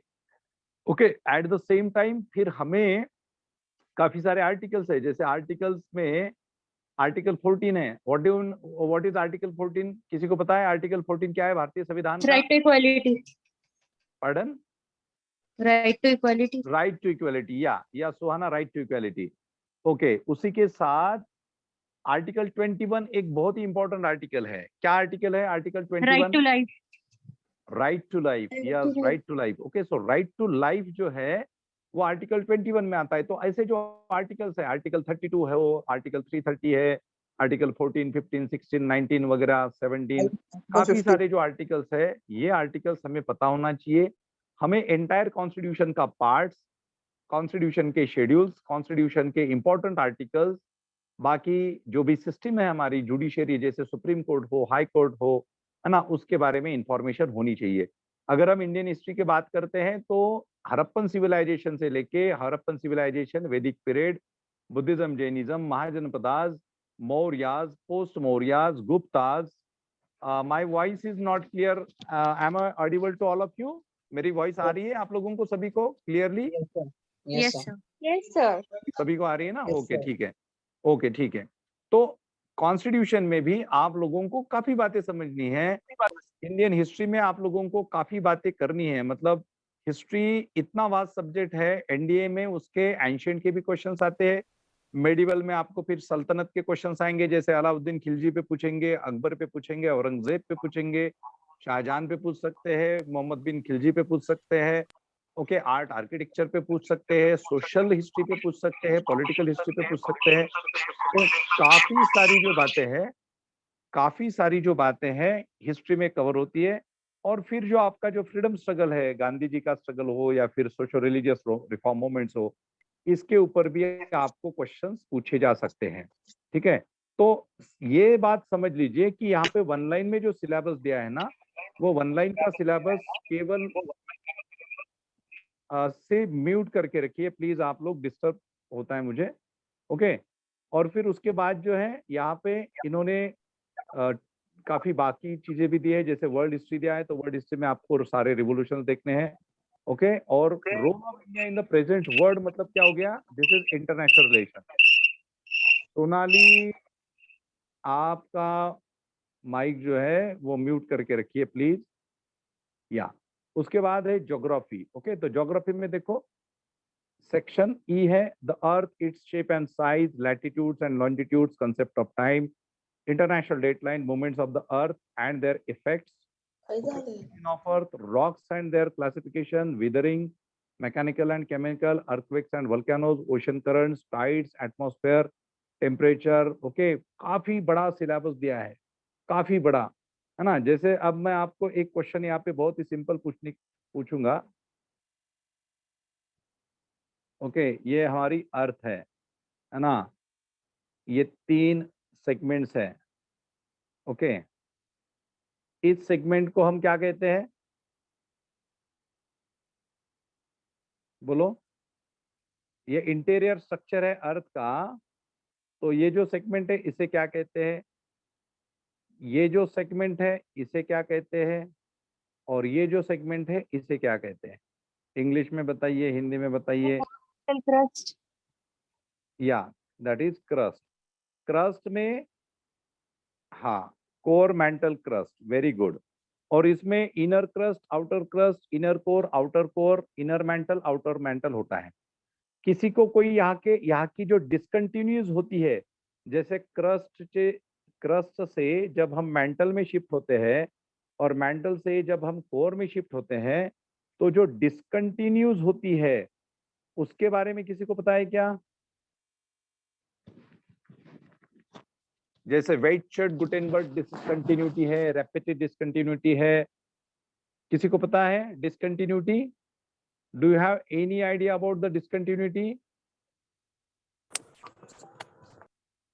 पढ़ा है आप लोगों ने, आपके स्कूल लेवल में ये हुआ है। Okay, you have studied during your school level, but you fail to recall. Okay, चलो, समझ में आ रहा है मैं क्या पढ़ा रहा हूँ, क्या बता रहा हूँ आप लोगों को, क्या समझा रहा हूँ। तो ये देखो, इस तरह से क्वेश्चंस आपको आएंगे, मतलब आपको इन कोर मेंटल क्रस्ट पता है, लेकिन आप लोगों को उसके और अंदर का जो डिटेल नॉलेज है वो होना चाहिए। तो एनीवे, ज्योग्राफी का सेक्शन आपका काफी बड़ा है। उसके बाद करंट इवेंट्स होते हैं, तो करंट इवेंट्स में भी knowledge of important events that have happen in India in the recent years, current important world events. So current events में ये देखना, स्पोर्ट्स के इवेंट्स होते हैं। ओके, स्पोर्ट्स होता है करंट अफेयर्स में। फिर आपका जो इंटरनेशनल रिलेशंस होते हैं वो होते हैं, पर्सनालिटीज होते हैं, कल्चरल अफेयर्स होते हैं, काफी सारी बातें इसमें होती है। ओके, तो ये हो गया आपका एक पूरा का पूरा सिलेबस। मतलब आपका जो सेकंड पेपर है, उस सेकंड पेपर में देखो, पार्ट ए है जिसमें इंग्लिश है 200 मार्क्स का। इंग्लिश जो आपने पढ़ा है, जो ग्रामर है, उसका एप्लीकेशन आएगा इसमें। ठीक है, उसके बाद ये जो है जनरल नॉलेज 400 मार्क्स का। जनरल नॉलेज में आपको फिजिक्स है, केमिस्ट्री है, ओके, और जनरल साइंस है, बेसिकली बायोलॉजी। फिर उसमें जो अलग अलग जो ये है, उसमें history, freedom movement, constitution, okay, international relations also, and world affairs, world history also, then geography, और देन करंट अफेयर्स। तो करंट अफेयर्स में आपको बाकी काफी सारी चीजें आएंगी, उसमें इकोनॉमी भी आ सकता है, साइंस एंड टेक्नोलॉजी भी आ सकता है। अभी देखो, आउट ऑफ, यहाँ पे एक नोट दी है, बहुत इंपॉर्टेंट है, out of maximum mass assigned to part B of this paper, questions on sections A, B, C, D, E, and F will carry approximately 25%, 15%, 10%, 20%, 20%, and 10% weightages respectively. तो यहाँ पे ना ये जो A से लेके F तक के जो सेक्शंस है उसमें आपको 25% वेटेज, 15%, 10, 20, 20 एंड 10% वेटेज है, ठीक है। तो अभी ये देखो, जैसे हमने F सेक्शन देखा है ना, तो F सेक्शन पे आपको 10% वेटेज है करंट अफेयर्स पे, ठीक है। उसके पहले के जो डी और ई सेक्शंस है, डी और E section history and geography, okay, history, constitution, geography, इस सेक्शन पे आपको 20% वेटेज है, ठीक है। और ए बी सी जो सेक्शन है उस पे आपको 25%, 15% और 10% वेटेज है, ठीक है। 25, 15 और 10 ए बी सी के ऊपर, ओके। सो ए है फिजिक्स 25%, बी है chemistry 15%, okay, and then section C है उसके ऊपर है 10%, ठीक है। तो इस तरह से आपको वेटेज है। देखो कुछ लोग यहाँ पे जो है या नेहा एनडीए पाथफाइंडर या कौन सा बुक्स बेस्ट है एनडीए के स्टडीज के लिए, देखो गाइड से आप अगर उम्मीद करते हो कि कौन सी गाइड पढ़ के आप पास होंगे, है ना, तो ये जो एग्जामिनेशन है ये आपके स्कूल लेवल की एग्जाम नहीं है, ये बात पहले समझ लो। आप जो बुक यहाँ पे मेंशन कर रहे हो that is a guide. Guide पढ़ के अगर कोई ऑफिसर बनता है, आईएएस ऑफिसर बनो या फिर आप चाहे एनडीए के डिफेंस ऑफिसर बनो, तो अगर आप ये समझते होंगे, क्योंकि यही मानसिकता है पूरे भारत में, ओके, पूरे महाराष्ट्र में, कि बच्चों को शॉर्टकट चाहिए होता है, किसी गाइड को एग्जाम के 2 महीने पहले उठा लिया, आपको लगता है कि आप पास हो जाओगे। तो my dear friends, I have been into this field since 17 years, 17 साल से मैं ऑफिसर्स बनाने का काम कर रहा हूँ। 650 से ज्यादा मेरे ऑफिसर्स अलग अलग डिपार्टमेंट में है, पूरे सारे गवर्नमेंट में है। तो मैं आपको अथॉरिटिवली बताना चाहता हूँ कि ये जो गाइड जो है, आप किसी गाइड को रेफर ना करें। आप गाइड को केवल जब आपकी पूरी अच्छे से पढ़ाई हो जाएंगी, जैसे आपने अगर स्कूल बुक की सारी एनसीईआरटीज पढ़ ली, अगर कुछ बेसिक स्टैंडर्ड बुक्स पढ़ लिए, कुछ जनरल नॉलेज के बुक्स पढ़ लिए, और वो भी एक 2 साल का अगर आपने प्रॉपर प्रिपरेशन किया, 11th और 12th के साथ साथ अगर आप एनडीए की प्रिपरेशन करते हो, तो ही आप क्वालिफाई हो सकते हो। काफी सारे स्टूडेंट्स, मैंने ऐसे स्टूडेंट्स देखे हैं जो 8वीं और 9वीं से ही एनडीए को टारगेट करके उसकी प्रिपरेशन स्टार्ट करते हैं। आप किसी गाइड को एग्जाम के 1 महीने पहले, 2 महीने पहले या साल भर भी अगर पढ़ते हो, तो उसमें से आप ये एनडीए का एग्जाम क्वालिफाई नहीं होने वाले हो। गाइड ये लास्ट रिसोर्स होता है, इनिशियल रिसोर्स नहीं होता है, ये बात समझ लीजिए, ठीक है। तो ऐसा अगर करोगे तो आप केवल टाइम पास कर रहे हो, बाकी कुछ नहीं कर रहे हो। तो ये हो गया सिलेबस के बारे में, okay, this is related to syllabus, है ना। देखो सबसे इंपॉर्टेंट है कि आपको पहले क्या करना है, कि आपको फर्स्ट इंपॉर्टेंट थिंग है कि आपका टारगेट, पहला टारगेट है ये 300 मार्क्स में से 300 मार्क्स में से स्कोर करना और 600 मार्क्स में से स्कोर करना। सो टोटल 900 मार्क्स में से, जैसे मैंने अभी बताया था आप लोगों को कि एक 2021 का कट ऑफ आउट ऑफ 900 343 था और टोटल कट ऑफ 709 था, ओके। उसी तरह से मतलब ऑलमोस्ट ये समझ लीजिए कि 350 के ऊपर मार्क्स आपको 900 में से लाने हैं फर्स्ट पेपर में, ठीक है, फर्स्ट पेपर में। दूसरे में जो एसएसबी है, एसएसबी में भी आपको मैक्सिमम स्कोर होना इंपॉर्टेंट है। एसएसबी में अगर आपका मैक्सिमम स्कोर होगा तो टोटल अगर 750 के ऊपर अगर आपके मार्क्स जाते हैं लगभग, तो आप श्योरली इस एग्जाम को क्वालिफाई करते हो। अदरवाइज आप लोग डिफेंस के ऑफिसर,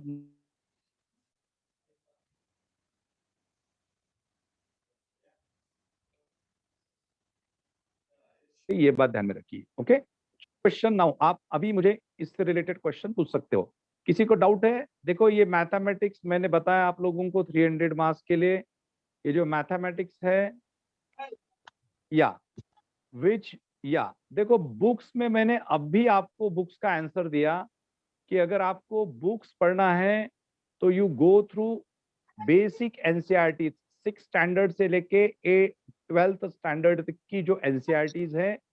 एनसीईआरटीज मतलब सीबीएसई की जो बुक होती है, या फिर अगर आपके पास एनसीईआरटीज नहीं है सीबीएसई की, तो आप दूसरा काम ये कर सकते हो, आप लोग आपका जो स्कूल बोर्ड है, स्टेट बोर्ड से, आप सपोज महाराष्ट्र स्टेट बोर्ड से हो या फिर अन्य किसी स्टेट बोर्ड से हो, तो आप लोग क्या कर सकते हो, what you can do, you can prepare from your 8 to 12 standard state book.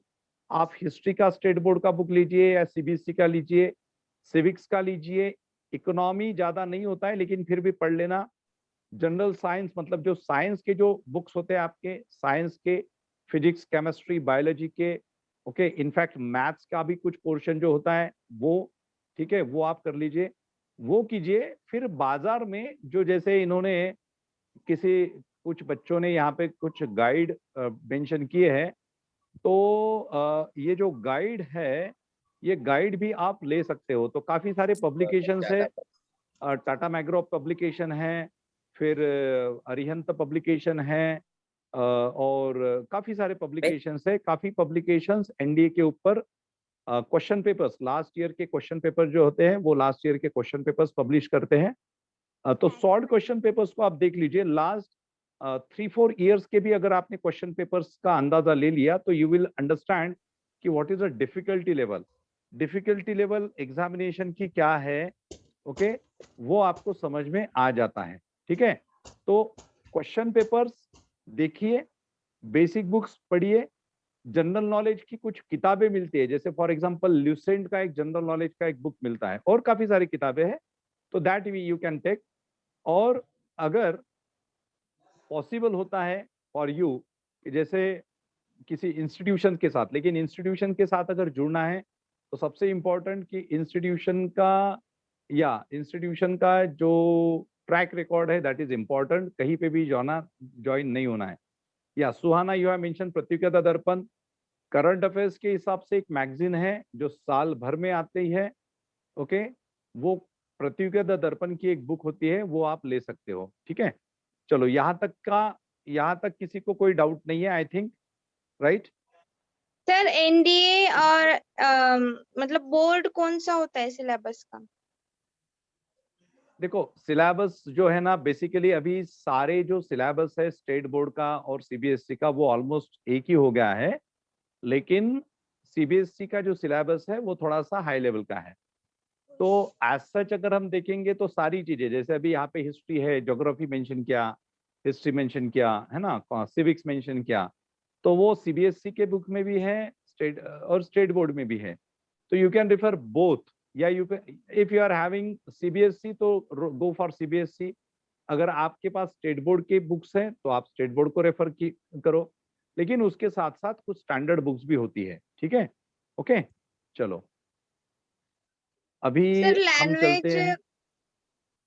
Language कौन?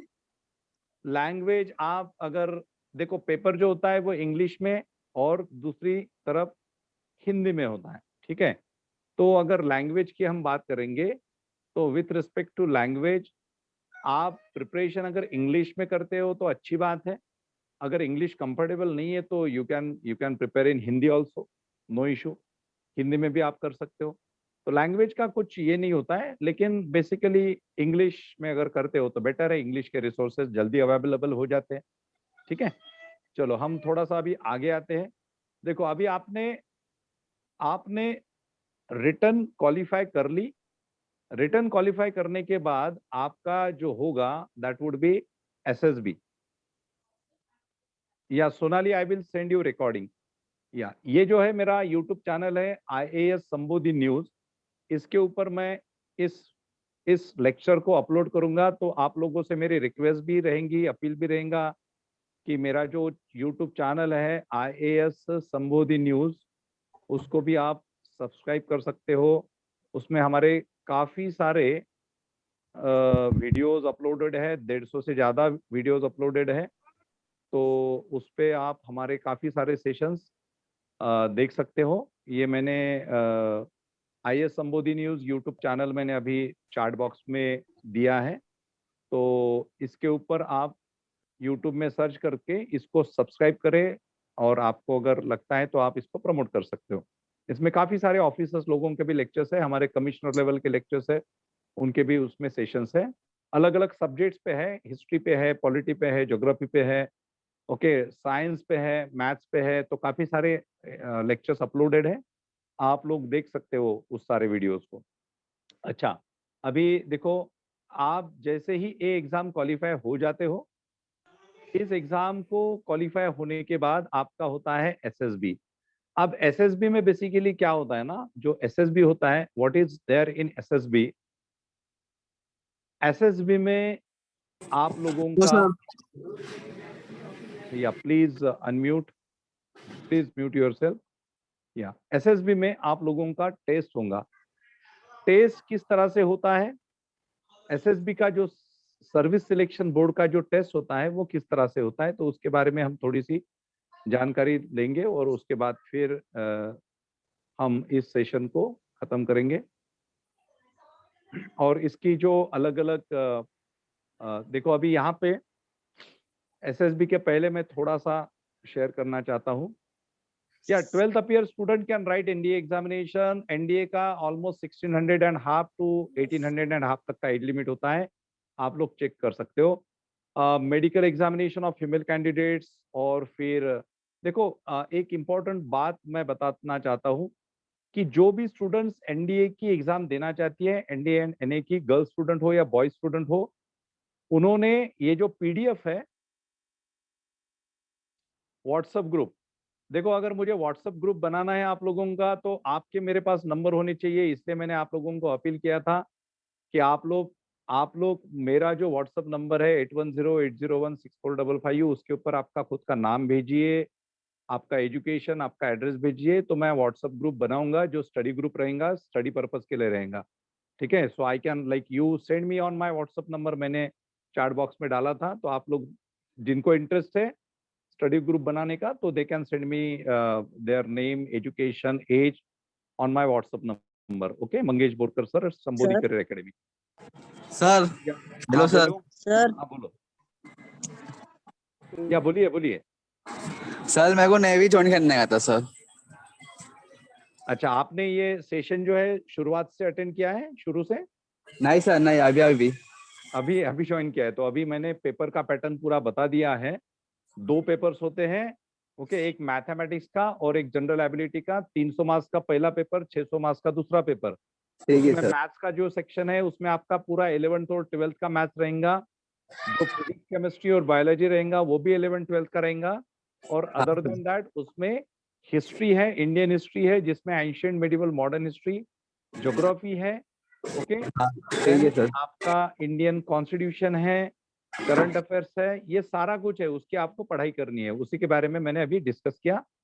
अभी देखो, इसमें आप जब भी या जब भी आप इस एग्जाम को, मतलब आपको अपियर करना है, तो आपको फीमेल और मेल कैंडिडेट को ये जो मेडिकल एग्जामिनेशन जो होती है ना, या मेडिकल क्राइटेरिया जो है, ये आप सभी को देखना है। ये देखो, ये काफी डिटेल है, यहाँ पे मैं शेयर नहीं कर सकता हूँ। ओके, जिनको PDF चाहिए उनको मैं PDF बाद में भेज दूंगा, तो you can ask me on my WhatsApp number again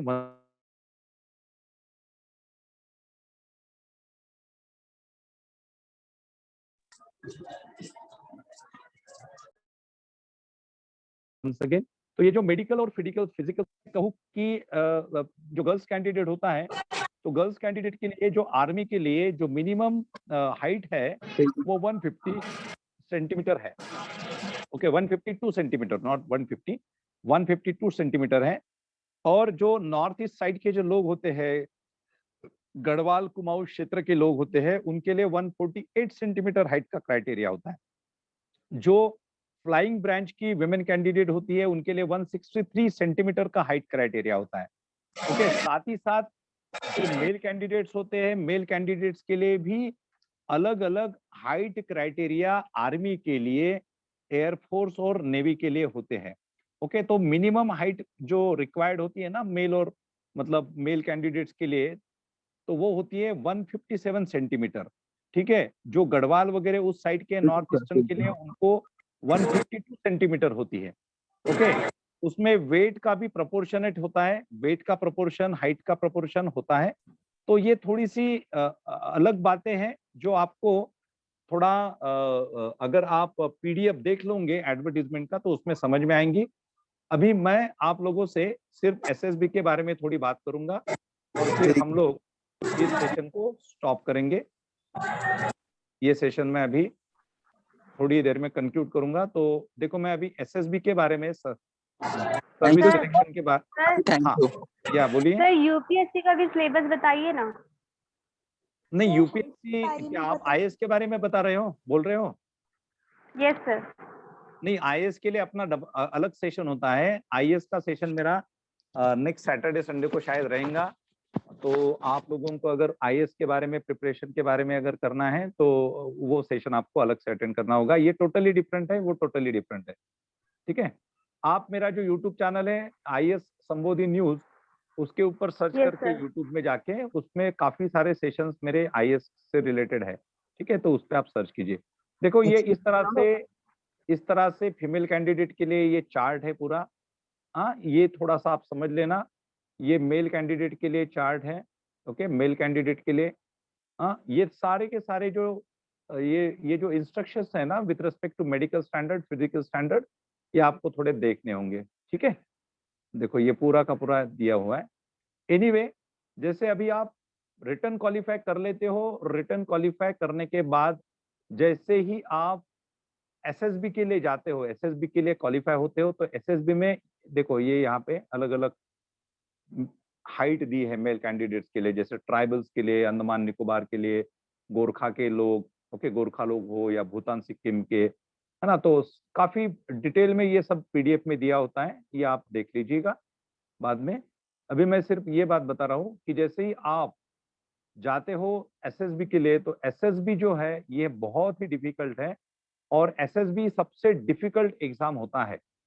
इस एसएसबी में आपको क्या है, नेहा, सी मेडिकल स्टैंडर्ड और फिजिकल स्टैंडर्ड के बारे में ना, नेहा देखो अभी जहाँ पे देखो डेंटल कंडीशन, आपने डेंटल पूछा, और ये देखो अभी ये इतना सब तो मैं आपको नहीं बता सकता हूँ, क्योंकि ये डॉक्टर लोगों का काम है बेसिकली।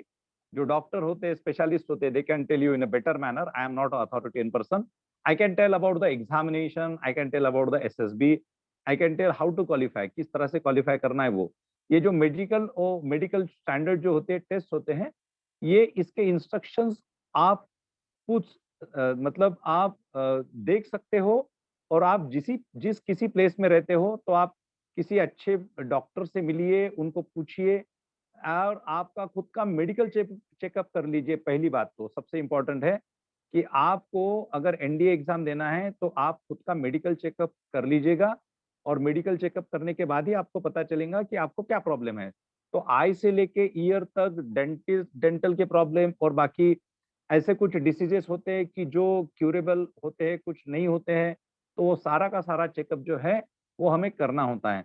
जैसे फॉर एग्जांपल मैं खुद का उदाहरण देता हूँ। जब मैं यूपीएससी की एक एग्जामिनेशन होती है, पैरामिलिट्री पुलिस की एग्जाम होती है, मतलब सेंट्रल आर्म पुलिस फोर्स उसे कहते हैं आज की डेट में। उस एग्जाम को मैंने क्वालिफाई किया था। It's a class 1 officer post, assistant commandant, okay. और 2004 में मैंने क्वालिफाई किया था। तो उसमें हमारा जो फिजिकल हुआ था, तो फिजिकल मतलब जो दौड़ना वगैरह होता था उसमें, और फिर मेडिकल हुआ था।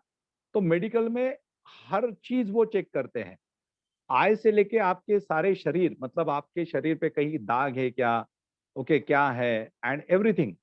तो मुझे थोड़ा सा मेडिकल फिटनेस में थोड़ी सी प्रॉब्लम हुई थी, तो मुझे उन्होंने एक चांस दिया था, तो फिर मुझे ऑपरेशन करना लगा, और ऑपरेशन के बाद फिर मेरा जो मेडिकल फिटनेस था वो ठीक हो गया। तो बेसिकली डिफेंस फोर्सेस में भी ये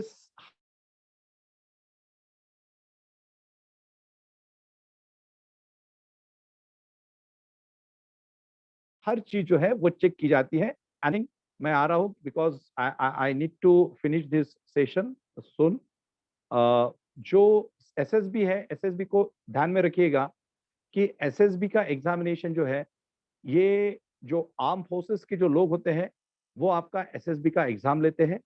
एसएसबी के एग्जाम में, सर्विस सिलेक्शन बोर्ड के एग्जाम में आप लोगों को आपका डिसीजन मेकिंग, ओके, आपका जो लीडरशिप क्वालिटी है, ओके, और आपकी अलग अलग टेस्ट उसमें की जाती है।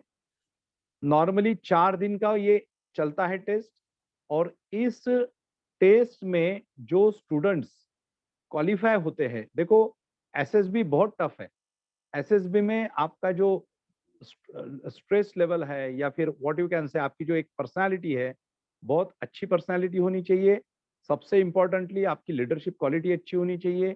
उसके बाद दूसरा जो है आपका जो डिसीजन मेकिंग है, एक इमीडिएटली जो आप बात करते हो, सपोज ग्रुप में आप बात कर रहे हो, ग्रुप में आप लोगों को बोला गया है, कुछ टास्क दिए गए हैं, तो आपको इमीडिएटली उस टास्क को फिनिश करना इंपॉर्टेंट होता है। तो साइकोमेट्रिक टेस्ट होती है, साइकोलॉजिकल काइंड ऑफ टेस्ट होती है, और अलग अलग टेस्ट होती है। तो वो जो 4 दिन का जो टेस्ट चलता है, नॉर्मली काफी सारे स्टूडेंट्स प्रॉपरली तैयार न होने की वजह से फर्स्ट डे में ही निकल जाते हैं। ओके, फर्स्ट डे में ही निकल जाते हैं, और जो बचते हैं उसमें से स्टूडेंट निकलते निकलते फिर फाइनल जो सिलेक्शन होता है, उस फाइनल सिलेक्शन में बहुत कम स्टूडेंट एनडीए के लिए क्वालिफाई होते हैं। तो ओवरऑल आपका रिटर्न्स का स्कोर और आपके एसएसबी का स्कोर मायने रखता है। अभी एसएसबी के ऊपर डिस्कशन करने के लिए अपने पास यहाँ पे टाइम नहीं है। मैं लास्ट कंक्लूजन बात पार्ट पे आता हूँ।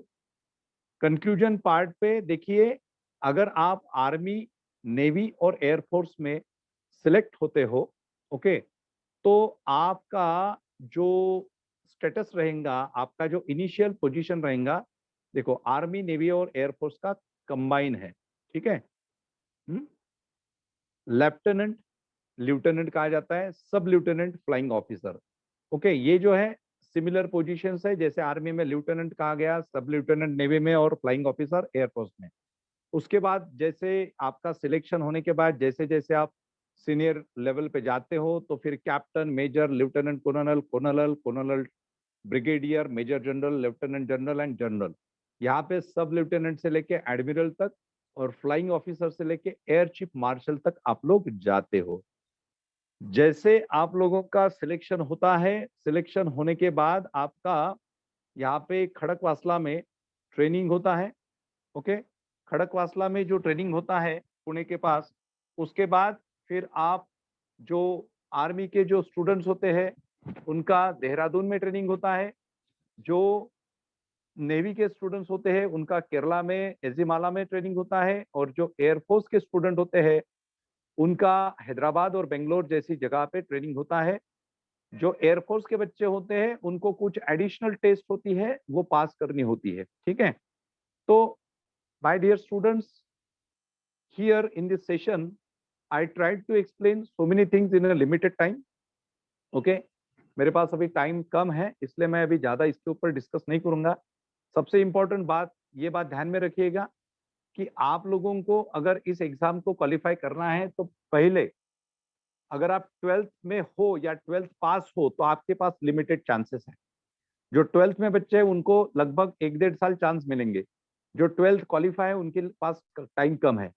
जो बच्चे अभी 8th 9th में है उनके पास काफी समय है, ओके। लेकिन काफी समय मतलब ये नहीं करना कि चलो ठीक है 8वीं 9वीं निकाल देते फिर सोचेंगे 11वीं 12वीं में, तो ऐसा नहीं करना है। 8 9 से ही आपको आपके बेसिक जो है वो अच्छे से करने हैं। उसके बाद जो 10th में है उन्हें इमीडिएटली अभी डिसाइड करना है कि अगर आपको डिफेंस में जाना है तो आर्ट्स लेना है, साइंस लेना है कि कॉमर्स लेना है। जो स्टूडेंट्स साइंस में पीसीएमबी ग्रुप लेंगे, physics, chemistry, maths, biology, 10th के इमीडिएटली बाद, ऐसे स्टूडेंट्स को एनडीए क्वालिफाई करने का स्कोप ज्यादा है, क्योंकि फिजिक्स, केमिस्ट्री, मैथ्स, बायोलॉजी की प्रिपरेशन एनडीए में कंट्रीब्यूट करती है। लेकिन सबसे इंपॉर्टेंटली ये है कि उसके साथ साथ आप लोगों को Indian history, geography, constitution, economy, current affairs, ये जो सब्जेक्ट्स है ये भी आप लोगों को करना है। इसके ऊपर भी आपको ध्यान देना है। अगर आप लोगों को हमारे संबोधि आईएएस एकेडमी के माध्यम से हमारे जो ऑनलाइन कोर्सेज 3 महीने के अभी स्टार्ट होने जा रहे हैं, ऑनलाइन और ऑफलाइन बोथ, है ना। ऑनलाइन कोर्स ऐसे बच्चों के लिए जैसे आप पूरे महाराष्ट्र से स्टूडेंट हो, ऑल इंडिया से स्टूडेंट है अभी आज के सेमिनार में, ओके, सारा का सारा मतलब सेशन पूरा 100 भर गया था, ठीक है। कुछ बच्चों का शायद नेटवर्क की वजह से लीव हो गए होंगे। तो मेरा अभी जून के 10th या 15th के बीच में हमारा ऑनलाइन और जो यहाँ के लोकल स्टूडेंट्स है ठाणे मुंबई रीजन के, उनके लिए ऑफलाइन ऐसा एक 3 महीने का कोर्स है। वो कोर्स कोई भी बच्चा जो अभी दे रहा है एग्जाम वो भी कर सकता है, जो नहीं दे रहा है वो भी दे सकता है। और हमारे लॉन्ग टर्म कोर्सेस है 11th 12th साइंस के साथ पीसीएमबी ग्रुप के साथ 2 साल के कोर्स है। वो ऐसे बच्चों के लिए जो 9th मतलब 10th के बाद 11th 12th साइंस भी करना चाहते हैं और एनडीए का भी क्लास करना चाहते हैं। तो 11th 12th पीसीएमबी के साथ एनडीए का कोर्स और एडिशनली हम उसमें आईएएस फाउंडेशन का भी कोर्स हमारे तरफ से उसमें फ्री दे रहे हैं। तो वो अगर आप लोगों को करना है और उसके डिटेल्स अगर जानना है तो मैंने जो नंबर दिया है उसके ऊपर आप उससे संपर्क कर सकते हो। एक बार फिर से मैं यहाँ पे संबोधि करियर एकेडमी के नंबर्स दे देता हूँ। 8108016455 ये व्हाट्सएप नंबर है, okay. Mangesh Borkar sir, okay, Sambodhi career academy director. और दूसरा एक ऑफिस का नंबर दे देता हूँ 8097076670, ये ऑफिस का नंबर है, ये आप नोट कर लीजिए। आईएएस संबोधि न्यूज ये हमारा यूट्यूब चैनल है जिसके ऊपर काफी सारे मतलब 150 से ज्यादा लेक्चर्स है अलग अलग टॉपिक्स पे। ये आप इस चैनल को आप सब्सक्राइब करें। आज का जो सेशन हुआ वो भी मैं उस पर डालूंगा, अपलोड करूंगा, आपके फ्रेंड्स को बताइए। रिगार्डिंग फीस आप मुझे मैसेज करें, कॉल करें, तो मैं आपको रिगार्डिंग फीस बताऊंगा, ठीक है। So I think so many things I have discuss over here, काफी सारी बातें मैंने बताई। अभी अगर आपका कोई क्वेश्चन होगा तो पूछिए, मैं आपको आंसर कर सकता हूँ।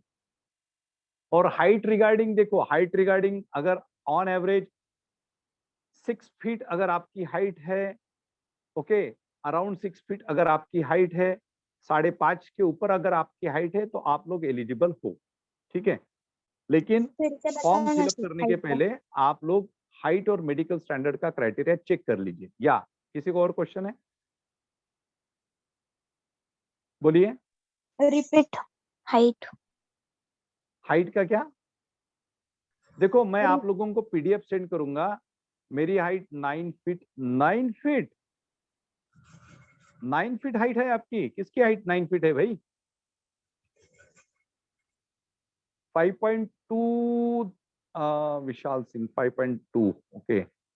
देखो आप क्या करो ना, मैं आप लोगों को पीडीएफ भेजूंगा जो अभी रिसेंटली आया है, वो थोड़ा सा आप देख लीजिए। उसमें गर्ल्स का क्राइटेरिया अलग है, बॉयज का क्राइटेरिया अलग है। एज लिमिट का जो क्राइटेरिया है हर साल जब ऐड आती है तो उसका एक एज का जो है ना एक टाइम दिया होता है कि इस टाइम से इस टाइम, इसके पहले आपका जन्म होना चाहिए नहीं होना चाहिए, वो दिया रहता है, ठीक है। आपको चेक करना है। लेकिन मैं बताऊंगा आपको कि 16.5 to 18.5 ये जो है ना ये एज लिमिट होता है नॉर्मली। देखो ये किसी ने कोई तो भी मुझे भेज रहा है यहाँ पे कि 9 फीट है। माय डियर फ्रेंड, सबसे इंपॉर्टेंट है कि आप एनडीए की अगर एग्जाम ऐसे भी दे देते हो तो चलेगा, ठीक है, एक्सपीरियंस के लिए कोई प्रॉब्लम नहीं। हाइट का क्राइटेरिया और मेडिकल स्टैंडर्ड का क्राइटेरिया कब आता है? जब आप रिटर्न क्वालिफाई करते हो। सबसे बड़ा चैलेंज तो ये है कि आप रिटर्न क्वालिफाई कैसे करोगे। आप इस बात के ऊपर ध्यान दो कि आपको पहले रिटर्न क्वालिफाई करना है। और मैं आप लोगों को एक बात और इम्पोर्टेंट बताऊंगा कि अगर आपने एनडीए की एग्जामिनेशन की अगर प्रिपरेशन की ना, अगर आपका एनडीए का नहीं भी हुआ, आप नहीं डिफेंस में ऑफिसर बने, तो जैसे आपका 12th हो जाता है तो 12th के बाद आप first year, second year, third year जैसा ग्रेजुएशन का पीरियड रहता है, तो हमारे पास काफी सारे स्टूडेंट्स आईएएस के लिए प्रिपरेशन करते हैं फर्स्ट ईयर के बाद, ऑनलाइन में करते हैं, ऑफलाइन में करते हैं। तो अगर 3 साल आप आप किसी की बैकग्राउंड के हो, आर्ट्स के हो, कॉमर्स के हो, साइंस के हो, मेडिकल साइंस के हो, ओके, वेटरनरी हो, किसी भी इंजीनियरिंग हो, मैनेजमेंट हो, कुछ भी हो, आपने अगर साथ में आईएएस का पढ़ाई अगर स्टार्ट किया, यूपीएससी सिविल सर्विसेज एग्जाम का, तो by the time of 28 age मैं आपको आईएएस आईपीएस भी बना सकता हूँ। मुंबई में मेरे रिकॉर्ड्स है, फर्स्ट अटेम्प्ट में मैंने आईएएस आईपीएस बनाए हैं। मेरे पैरामिलिट्री सर्विसेज में, सीआरपीएफ में, बॉर्डर सिक्योरिटी फोर्स में, नेशनल सिक्योरिटी गार्ड्स में मेरे स्टूडेंट्स हैं। ओके, मेरे स्टूडेंट्स एसपी लेवल पे हैं। ओके, जलगांव के एसपी डॉक्टर प्रवीण मुंडे मेरे स्टूडेंट हैं, मेरे अंडर में उन्होंने सारी प्रिपरेशन की, यूपीएससी पे ही क्वालिफाई हुआ। काफी सारे स्टूडेंट्स हमारे मतलब कस्टम्स में है, इनकम टैक्स में है, राइट, ऑडिट अकाउंट सर्विसेज में है, पैरामिलिट्री में है। तो आप लोगों का अगर एनडीए के माध्यम से नहीं डिफेंस में हुआ तो डिफेंस में जाने का या फिर सिविल सर्विसेज में जाने के और काफी सारे मार्ग है।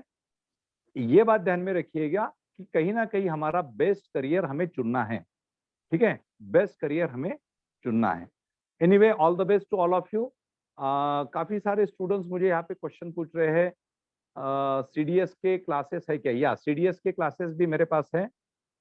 गर्ल्स की हाइट कितनी लगती है? देखो, गर्ल्स के लिए मिनिमम मैंने जो बताया यहाँ पे, मिनिमम क्राइटेरिया जो है गर्ल्स कैंडिडेट का, तो 152 सेंटीमीटर आर्म फोर्सेस के लिए फीमेल कैंडिडेट्स के लिए है, ठीक है, आर्मी के लिए। ओके, और फिर बाकी एयरफोर्स नेवी के लिए अलग अलग हाइट क्राइटेरिया होती है। चालू है, ओके, मेरा एनडीए 153 हाइट के लिए आप चेक कर लीजिए। कमर्शियल पायलट ये अलग बात हो गई, ये कमर्शियल पायलट की बात नहीं है। ओके, फातिमा, कमर्शियल पायलट जो है ये अलग बात हो गई। वो कमर्शियल पायलट के लिए आपको लाखों रुपए खर्च करना पड़ेंगे, उसके मोस्टली प्राइवेट कोचिंग्स वगैरह होती है, मतलब प्राइवेट इंस्टीट्यूशंस होती है उसकी, ठीक है। फायर है फायर। चलो, anyway, thank you very much for attending this session and I wish you a bright career in defense forces, and I wish you as such a great career in your future. Okay, so आप लोग अच्छी पढ़ाई कीजिए, और कोई अगर issues रहे, problems रहे, तो आप मुझसे कम्युनिकेट कर सकते हो। Thank you very much.